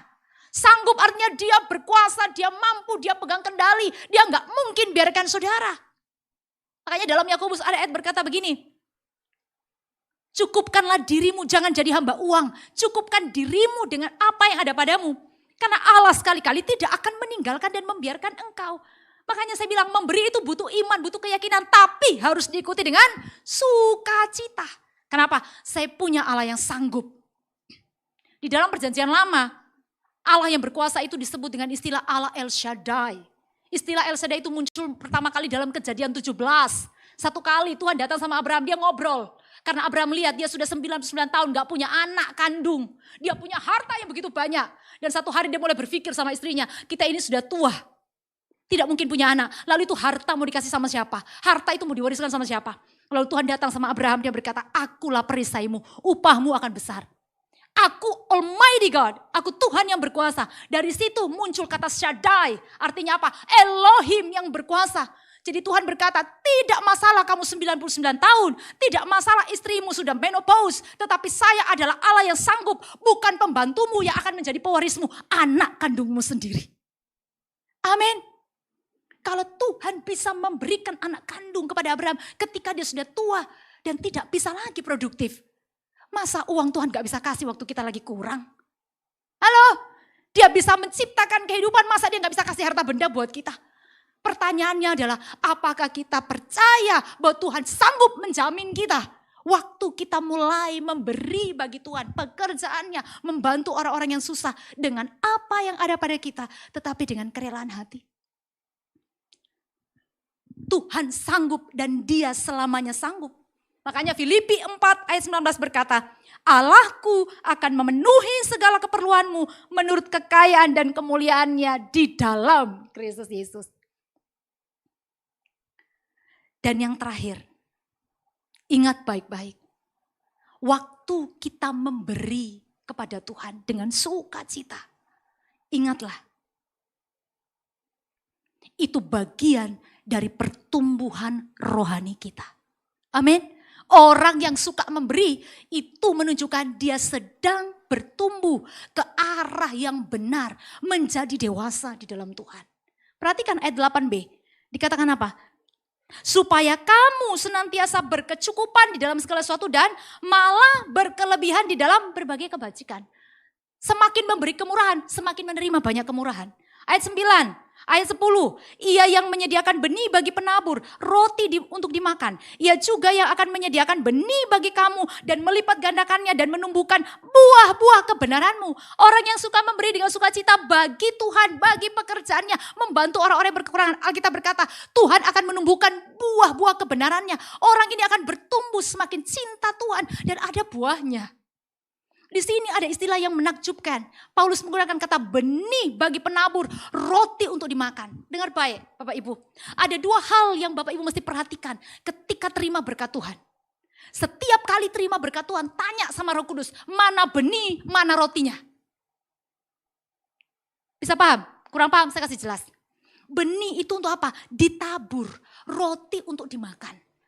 Setiap kali saudara dapat berkat, ada tanggung jawab saudara untuk nabur, ada benih di situ. Makanya contoh, kalau kita perpuluhan, saudara dapat gaji 3 juta, 10%-nya berapa? 300 ribu. Mengembalikan milik Tuhan. Tabur, saudara harus kembalikan itu. Nah, yang sisanya buat Bapak Ibu makan. Tapi Tuhan, kalau gaji 3 juta kasih keluar 300 ribu masih gampang enggak? Ya kalau enggak ada utangnya. Tuhan kasih naik 5 juta gajinya 500 ribu, gampang gak? Gajinya tiba-tiba jadi 10 juta, kasih keluar berapa? 1 juta, mudah atau enggak? Mikir-mikir nih. Kalau gajinya 50 juta, perpuluhannya berapa? Rela enggak? Kasih di gereja ini 10 juta. Saudara enggak kasih Pak Esra, saudara enggak kasih Bu Gembala, saudara kasih ke Tuhan, itu mengembalikan. Rela enggak? Mulai suaranya redup. Hening cipta dimulai. Lihat, kenapa? Karena kendali sudah mulai bekerja. Tapi kalau kita ngerti bahwa kepuasan batin kita, karena kita sedang bergerak menjadi dewasa dalam Tuhan. Supaya kita kehilangan kendali atas hidup kita dan membiarkan Yesus yang pegang kendali atas hidup kita. Seberapa besar pun jumlah uang yang saudara punya, saudara tidak akan pernah keberatan mempersembahkan itu untuk Tuhan. Amin. Karena Tuhan sudah menggaransi. Dia akan melipat gandakan dan menumbuhkan buah-buah kebenaranmu. Ayat 11. Kamu akan diperkaya dalam segala macam kemurahan hati yang membangkitkan syukur kepada Allah oleh karena kami. Saudara baca pulang di rumah. Orang-orang yang suka memberi karena Tuhan akan semakin kaya di dalam Tuhan. Bukan hanya harta, tetapi rohaninya bertumbuh, kasihnya bertumbuh, kemurahannya bertumbuh, rasa syukurnya semakin kuat. Orang ini akan menjadi kreatif, produktif dalam Tuhan. Tidak pernah ada lagi dia merasa bahwa rugi ikut Tuhan. Dia selalu merasa ikut Tuhan dan berkorban bagi Tuhan adalah sukacita dan kesenangan yang luar biasa. Jadi ingat sore hari ini, prinsip pemberi yang pertama. Apa yang saudara tabur, tuai akan lebih besar daripada apa yang saudara tuai. Kedua apa? Prinsip memberi. Ayo. Hah? Memberilah dengan sukacita. Bukan karena paksaan, bukan karena tekanan. Dan yang ketiga, ada berkat Tuhan bagi orang yang suka memberi. Jaminan Tuhan pelihara dan bertumbuh di dalam Tuhan. Amin. Mari sama-sama kita bangkit berdiri. Saya ingin kita puji Tuhan dengan lagu ini. Mari berikan hidup kita kepada Tuhan. Waktu kita berikan hati kita kepada Tuhan Bapak Ibu, maka harta kita juga pasti akan kita berikan. Ya, dan jangan takut berkekurangan. Amin. Jangan takut menjadi tidak punya uang lagi atau kere atau miskin, tidak ada. Di dalam kerajaan Tuhan tidak ada orang miskin. Di dalam kerajaan Tuhan semua orang-orang yang kaya karena Tuhan. Kenapa? Karena kita punya firman Tuhan yang menggaransi kita bahwa sekali-kali Tuhan tidak akan pernah meninggalkan kita. Terima kasih Tuhan untuk firman-Mu.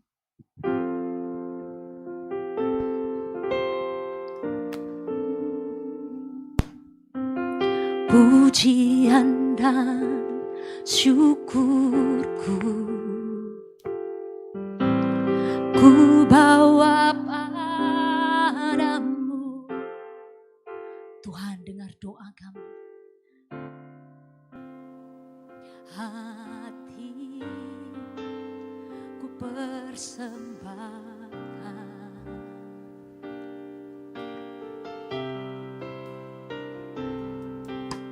sadar bila ku ada hanya karena anugerah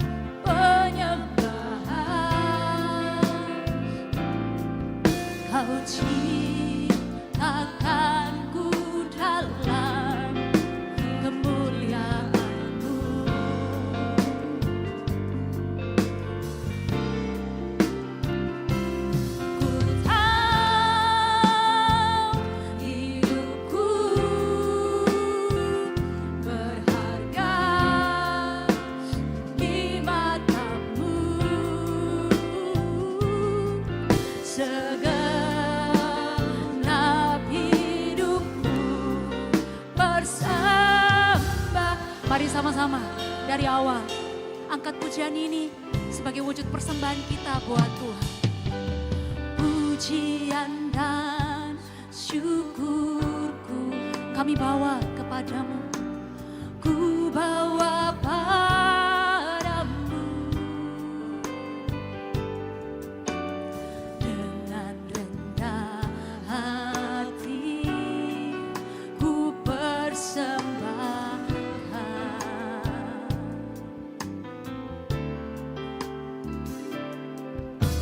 sadar bila ku ada hanya karena anugerah-Mu, hanya karena anugerah, bukan karena kekuatan kami, bukan kekuatanku. Mari sama-sama angkat tangan kita sembah Tuhan yang begitu baik. Ku tahu hidupku adalah penyembahan. Kau ciptakanku dalam kemuliaan-Mu.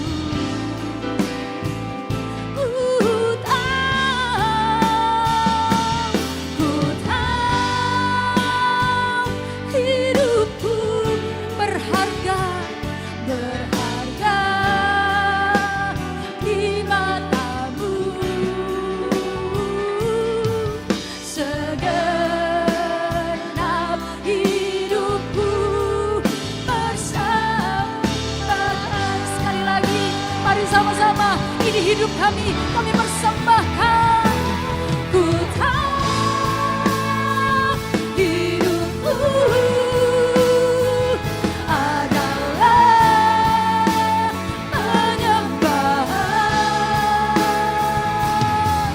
Kau ciptakanku dalam kemuliaan-Mu.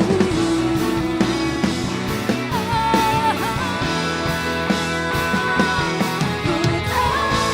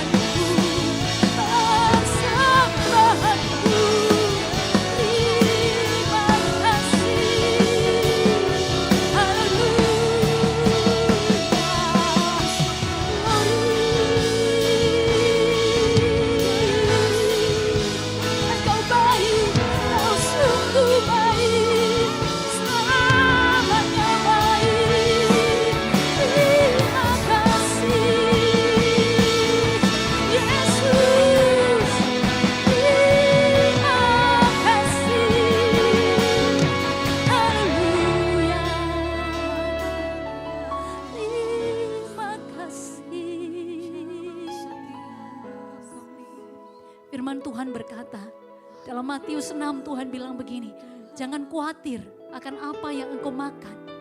Jangan khawatir akan apa yang hendak engkau pakai. Jangan khawatir akan hari esok. Semua itu dikhawatirkan oleh orang-orang yang tidak mengenal aku, kata Tuhan. Tetapi bagianmu adalah aku, kata Tuhan. Karena itu firman Tuhan berkata dalam Matius 6 ayat 33. Carilah dahulu kerajaan Allah dan kebenarannya. Maka semua yang engkau butuhkan ditambahkan kepadamu. Tuhan, terima kasih. Karena di dalam Engkau kami menikmati kepuasan yang sempurna. Tidak ada lagi yang kami butuhkan selain Tuhan. Kami tidak mau lagi khawatir akan hari esok. Sebab Tuhan sudah ada di hari esok. Kami tidak akan khawatir dengan apa yang kami makan, minum, pakai. Karena kami tahu Tuhan sudah menjamin, Tuhan sudah siapkan bagi kami. Bapa, beri kami hati yang suka memberi, senang memberi kepada Engkau. Ketika Engkau memerintahkan kami untuk memberi apapun, baik itu uang, tenaga, pikiran, potensi yang kami punya, harta yang kami punya, kami tidak akan berpikir dua kali. Sebab kami tahu Roh-Mu ada di dalam diri kami untuk menuntun kami, mengajar kami, memampukan kami. Dan kami percaya apa yang kami tabur, Tuhan akan mengembalikan lebih besar. Oleh karena cinta Tuhan bagi kami. Terima kasih Tuhan untuk firman-Mu. Biarkan firman-Mu terus berbicara di dalam hati kami. Dan mampukan setiap kami untuk memberi kepada Tuhan dengan sukacita. Terima kasih Bapa di sorga, berkati anak-anak-Mu di tempat ini. Apapun yang mereka gumulkan, doakan. Apapun yang menjadi kesulitan mereka. Tuhan, Engkau selalu adalah penolong yang ajaib. Dan kami percaya sore hari ini kami akan pulang dengan kelimpahan berkat daripada Tuhan. Karena Engkau berkata, Engkau datang supaya kami mempunyai hidup dan mempunyainya dalam segala kelimpahan. Terima kasih Tuhan, segala ucapan syukur kami bagi Engkau. Demi nama Tuhan Yesus kami berdoa bersyukur. Sama-sama kita katakan amin. Silakan duduk Bapak Ibu, Tuhan memberkati.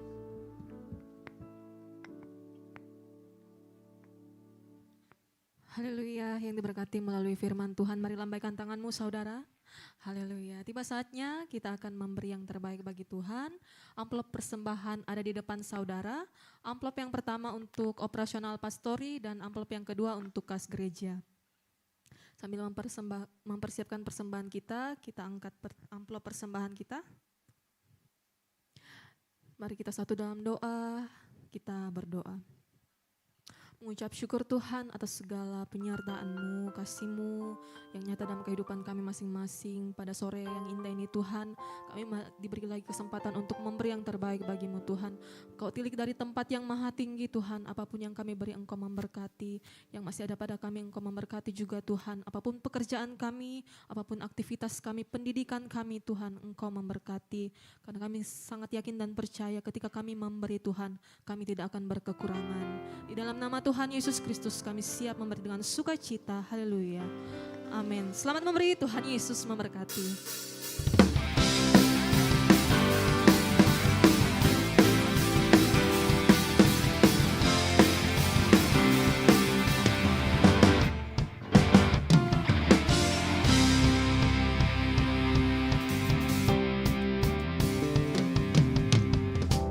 Ku naikkan syukur buat segala perbuatan-Mu, kasih-Mu di dalam hidupku.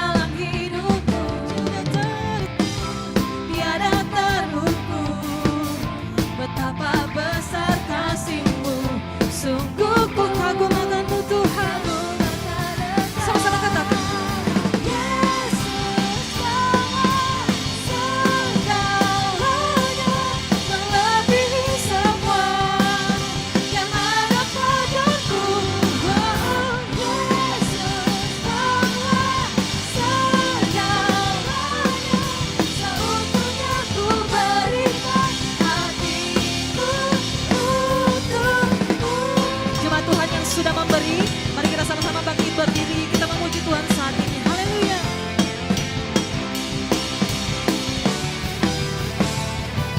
Kita bersyukur kami Tuhan di hadapan-Mu, dikagum akan perbuatan-Mu. Amin. Mari jemaat Tuhan, lebih dahsyat lagi, nyatakan di hadapan Tuhan. Yesus segalanya melebihi Yang ada pada kami Tuhan. yang ada padaku. Wow. Yesus Kaulah segalanya, seutuhnya ku berikan hatiku untukmu. Lebih lagi katakan. Yesus Kaulah segalanya. Amin. Melebihi semua yang ada pada kami Tuhan. Kau mencukupkan segala kebutuhan kami. Amin.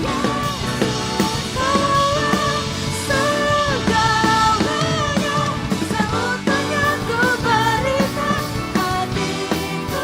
Seutuhnya ku berikan hati. Sekali lagi katakan. Seutuhnya ku berikan hatiku untukmu. Amin. Pujian kami Tuhan.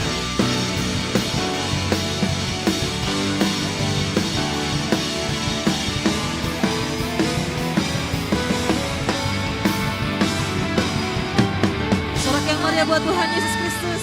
Haleluya, haleluya, haleluya. Silakan duduk Bapak Ibu Saudara. Tiba saatnya kita akan mendengarkan pengumuman sepekan. Kepada tim multimedia kami persilahkan. Shalom jemaat yang dikasihi Tuhan, berikut beberapa informasi kegiatan GBI Oikumene selama 1 minggu ke depan. Bagi Bapak Ibu Jemaat Tuhan, mari bersekutu dan beribadah bersama pada ibadah musbah keluarga yang akan diadakan minggu ini. Berikut informasinya. Kami mengajak teman-teman semua yang rindu bersekutu dan bertumbuh bersama dalam Tuhan untuk hadir di ibadah ground Grow Up in God. Doa pelayan dan puasa akan diadakan pada hari Sabtu pukul 6 sore bertempat di gereja. Bagi saudara-saudari yang ingin mendapatkan dukungan doa, silakan menghubungi nomor berikut. Pondok Daud akan diadakan setiap hari Selasa dan Jumat pukul 3 sore bertempat di ruang sekolah minggu. Bagi jemaat Tuhan yang berkerinduan untuk didoakan, silakan mengisi form pokok doa yang telah disiapkan. Mari tetap saling menopang dalam doa-doa kita kepada Tuhan. Bagi saudara-saudari yang membutuhkan layanan konseling, penyerahan anak, dan pernikahan, silakan menghubungi nomor berikut. Baptisan akan diadakan pada minggu terakhir setiap 3 bulan sekali. Bagi saudara sekalian yang membutuhkan layanan baptisan, silakan menghubungi nomor berikut.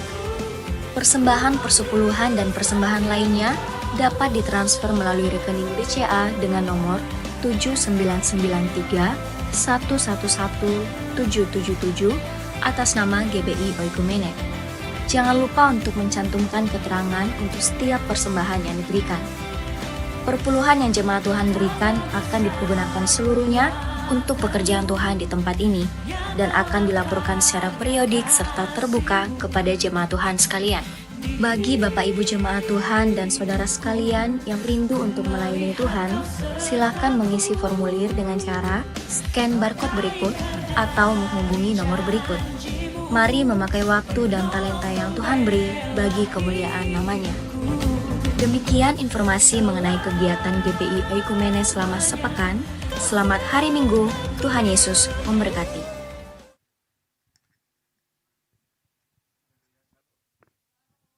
Kita akan mendengarkan pengumuman tambahan pada sore hari yang indah ini. Mewakili Ibu Gembala dan seluruh sidang jemaat GBI Oikumene BTP, kami mengucapkan terima kasih kepada Pastor Jenny Haber yang telah menjadi preacher pada sore hari yang indah ini. Dan kami juga mengucapkan selamat datang bagi Bapak Ibu jemaat Tuhan yang baru pertama kali beribadah bersama dengan kami pada hari ini. Kami mengucapkan selamat datang dan kehadiran Bapak Ibu merupakan satu sukacita bagi kami. Dan untuk Bapak Ibu saudara-saudari yang baru pertama kali hadir, Yang sudah mengisi form selamat datang, silakan untuk menukarkan form di lantai dasar dan akan diganti dengan souvenir dari tim ASER. Dan bagi jemaat Tuhan juga yang memiliki pergumulan atau kerinduan doa, silakan isi form pokok doa yang telah diambil tadi di tim ASER dan silakan untuk mengembalikan di tim ASER dan kami akan dukung dalam doa di tiap hari Selasa dan Jumat di Menara Pondok Daud di tempat ini. Dan bagi Bapak Ibu juga yang rindu untuk melayani Tuhan, baik itu bidang musik, WL, singers, dan lain sebagainya, silakan Bapak Ibu boleh scan barcode yang ada di depan kursi Bapak Ibu, atau silakan menghubungi para pelayan yang ada di belakang sana. Kami tidak mencari skill yang pandai atau skill yang hebat Bapak Ibu, tapi kami mencari hati yang melayani.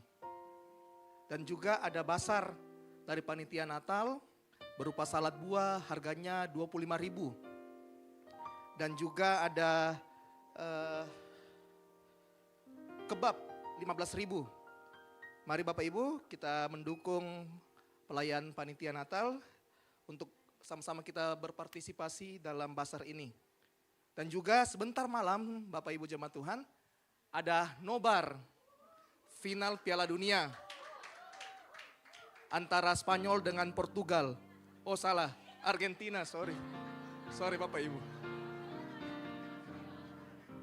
Jadi antara Spanyol dengan Argentina. Jam 3 subuh kami open gate itu jam setengah 3. Bapak Ibu hanya perlu datang, duduk diam dan nonton. Karena ada juga disediakan makanan dan minuman dan itu free. Dan baik, ini saja menjadi pengumuman sepekan. Terus memberkati.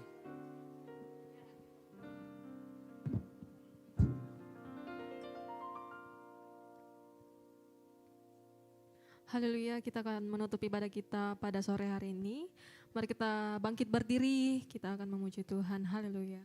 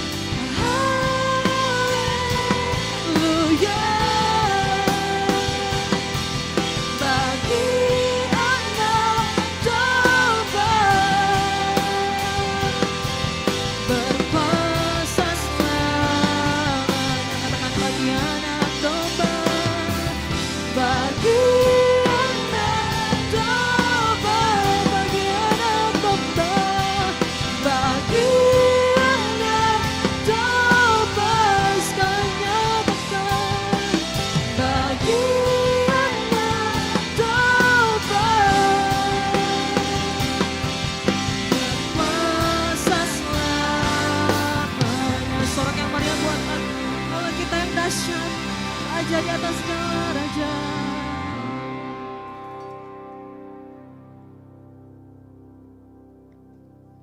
Mari kita berdoa. Kembali kami mengucap syukur untuk berkat kasih karunia Tuhan dalam kehidupan kami. Kami bersyukur Tuhan buat sore yang indah ini. kami bisa berada di tempat ini. Semua karena kasih karunia Tuhan dan anugerah Tuhan yang selalu baru tiap hari dalam kehidupan kami.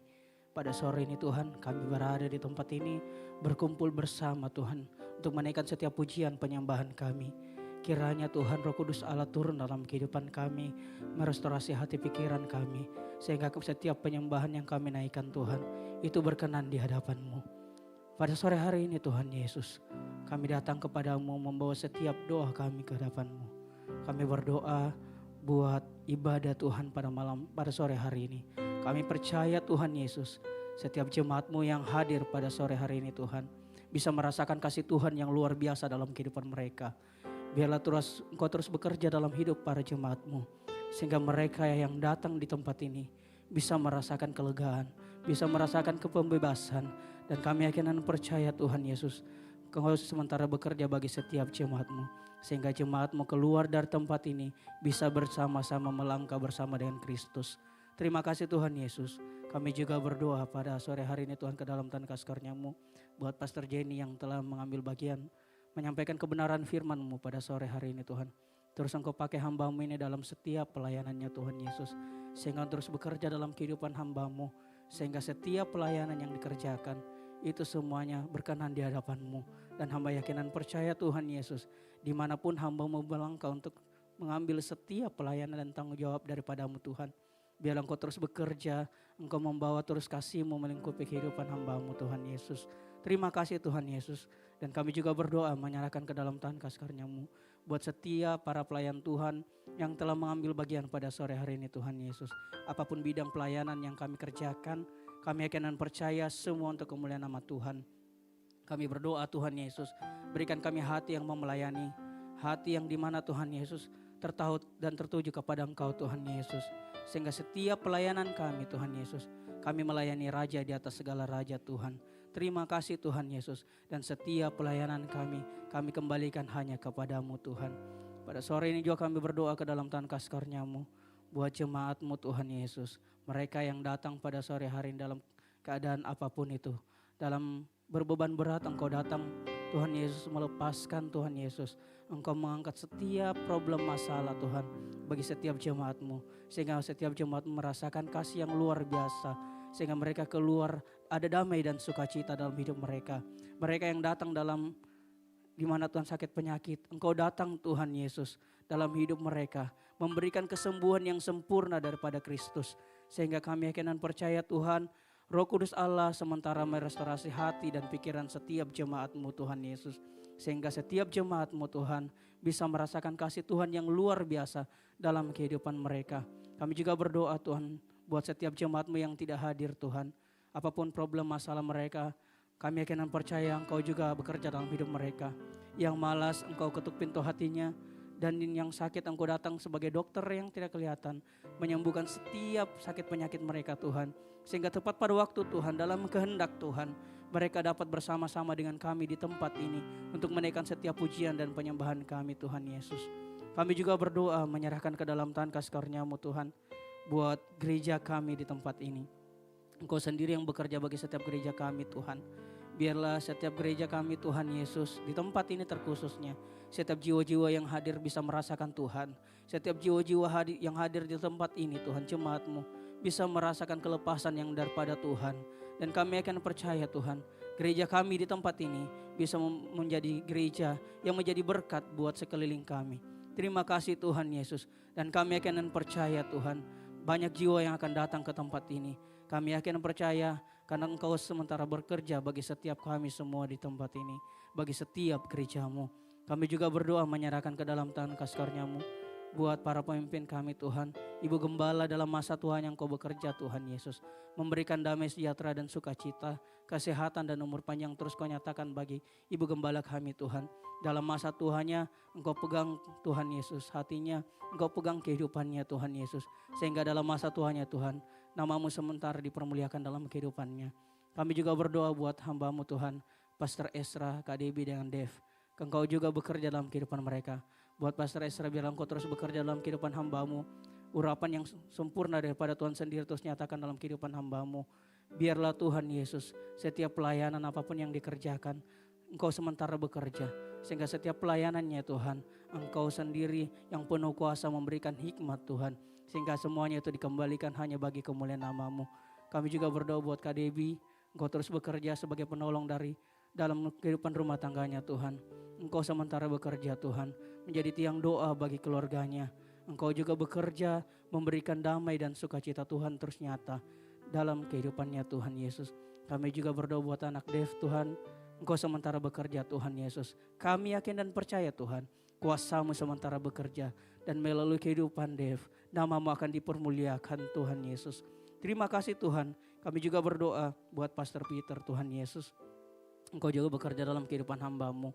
Berikan hamba-Mu kasih-Mu, hikmat daripada Tuhan terus nyatakan bagi hamba-Mu Pastor Peter. Sehingga setiap pelayanannya Tuhan Yesus, itu semuanya bagi kemuliaan nama Tuhan. Berikan dia hati untuk terus mengasihi Tuhan. Kasih Tuhan terus nyata dalam kehidupan hamba-Mu. Buat Kak Glory dalam masa pemulihan, Engkau juga terus bekerja Tuhan Yesus. Sehingga suatu kali ketika Tuhan Yesus tepat pada waktu Tuhan sesuai dengan kehendak Tuhan, Kak Glory bisa berada di tempat ini Tuhan, bersama-sama dengan kami meninggikan nama Yesus di atas segala nama Tuhan. Terima kasih Tuhan Yesus. Kami juga berdoa buat Agatha dan Aaron Tuhan Yesus. Engkau juga bekerja Tuhan dalam masa tumbuh kembang yang Engkau sementara bekerja Tuhan. Engkau memelihara, Engkau melindungi dan Engkau menjaganya Tuhan. Biarlah kasih Tuhan terus nyata bagi kedua anak kekasih kami. Terima kasih Tuhan Yesus. Kami juga berdoa buat setiap keluarga kami, baik yang ada di kota Makassar walaupun yang ada di kampung Tuhan, yang tidak bersama-sama dengan kami di tempat ini. Tuhan, kami yakin dan percaya karya keselamatan Tuhan yang telah Engkau kerjakan dalam kehidupan kami. Biarlah itu nyata bagi setiap keluarga kami. Keluarga kami dapat merasakan kasih-Mu Tuhan. Bisa merasakan karya keselamatan Tuhan Yesus yang luar biasa. Dan apapun yang sementara Kau kerjakan dalam kehidupan kami.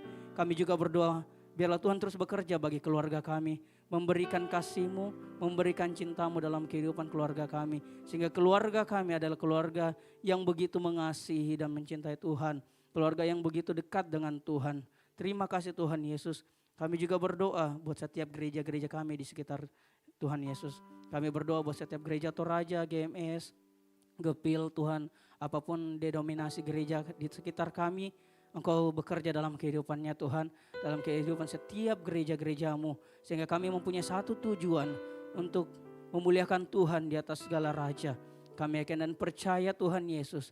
Kami mempunyai kesatuan. Dan kami akan percaya kasih Tuhan sementara, kuasa Tuhan sementara bekerja bagi setiap gereja-gereja di sekitaran kami Tuhan Yesus. Terima kasih Tuhan, kami juga berdoa buat bangsa dan negara kami. Kami percaya tangan Tuhan sementara bekerja bagi kota dan bangsa kami. Terkhususnya Tuhan buat kota kami di tempat ini.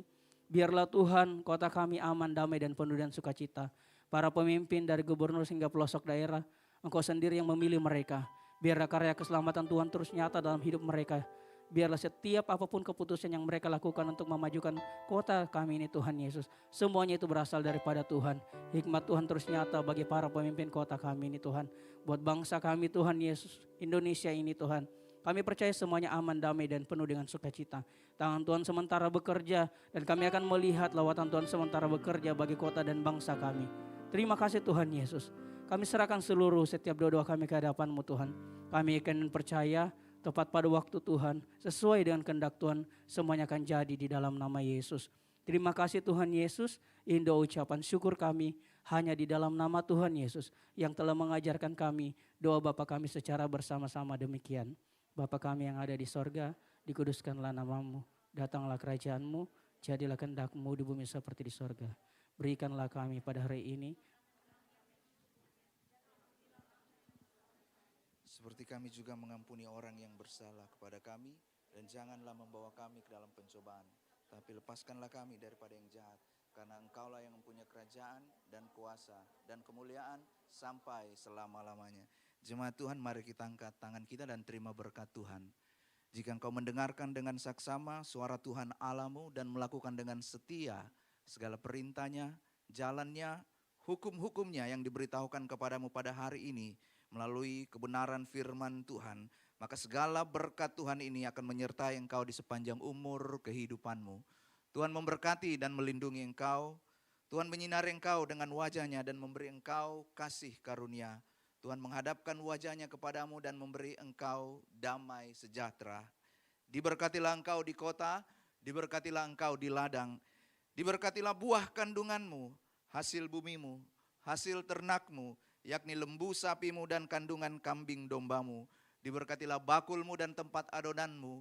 Diberkatilah engkau pada waktu engkau masuk dan pada waktu engkau keluar. Dan ketahuilah bahwa setiap persoalan yang terjadi di dalam kehidupanmu punya satu tujuan ilahi, supaya engkau keluar menjadi pribadi yang berkualitas di dalam Tuhan, pribadi yang tangguh di dalam Tuhan. Engkau adalah garam dan terang bagi dunia ini. Engkau akan mewujudkan gambar Allah yang sempurna melalui kehidupanmu, keluargamu, dimanapun engkau berada. Dan terimalah semua berkat ini dalam nama Tuhan Yesus Kristus. Yang diberkati Tuhan, sama-sama kita katakan amin. Tuhan Yesus memberkati. Silakan mengambil waktu saat teduh sejenak.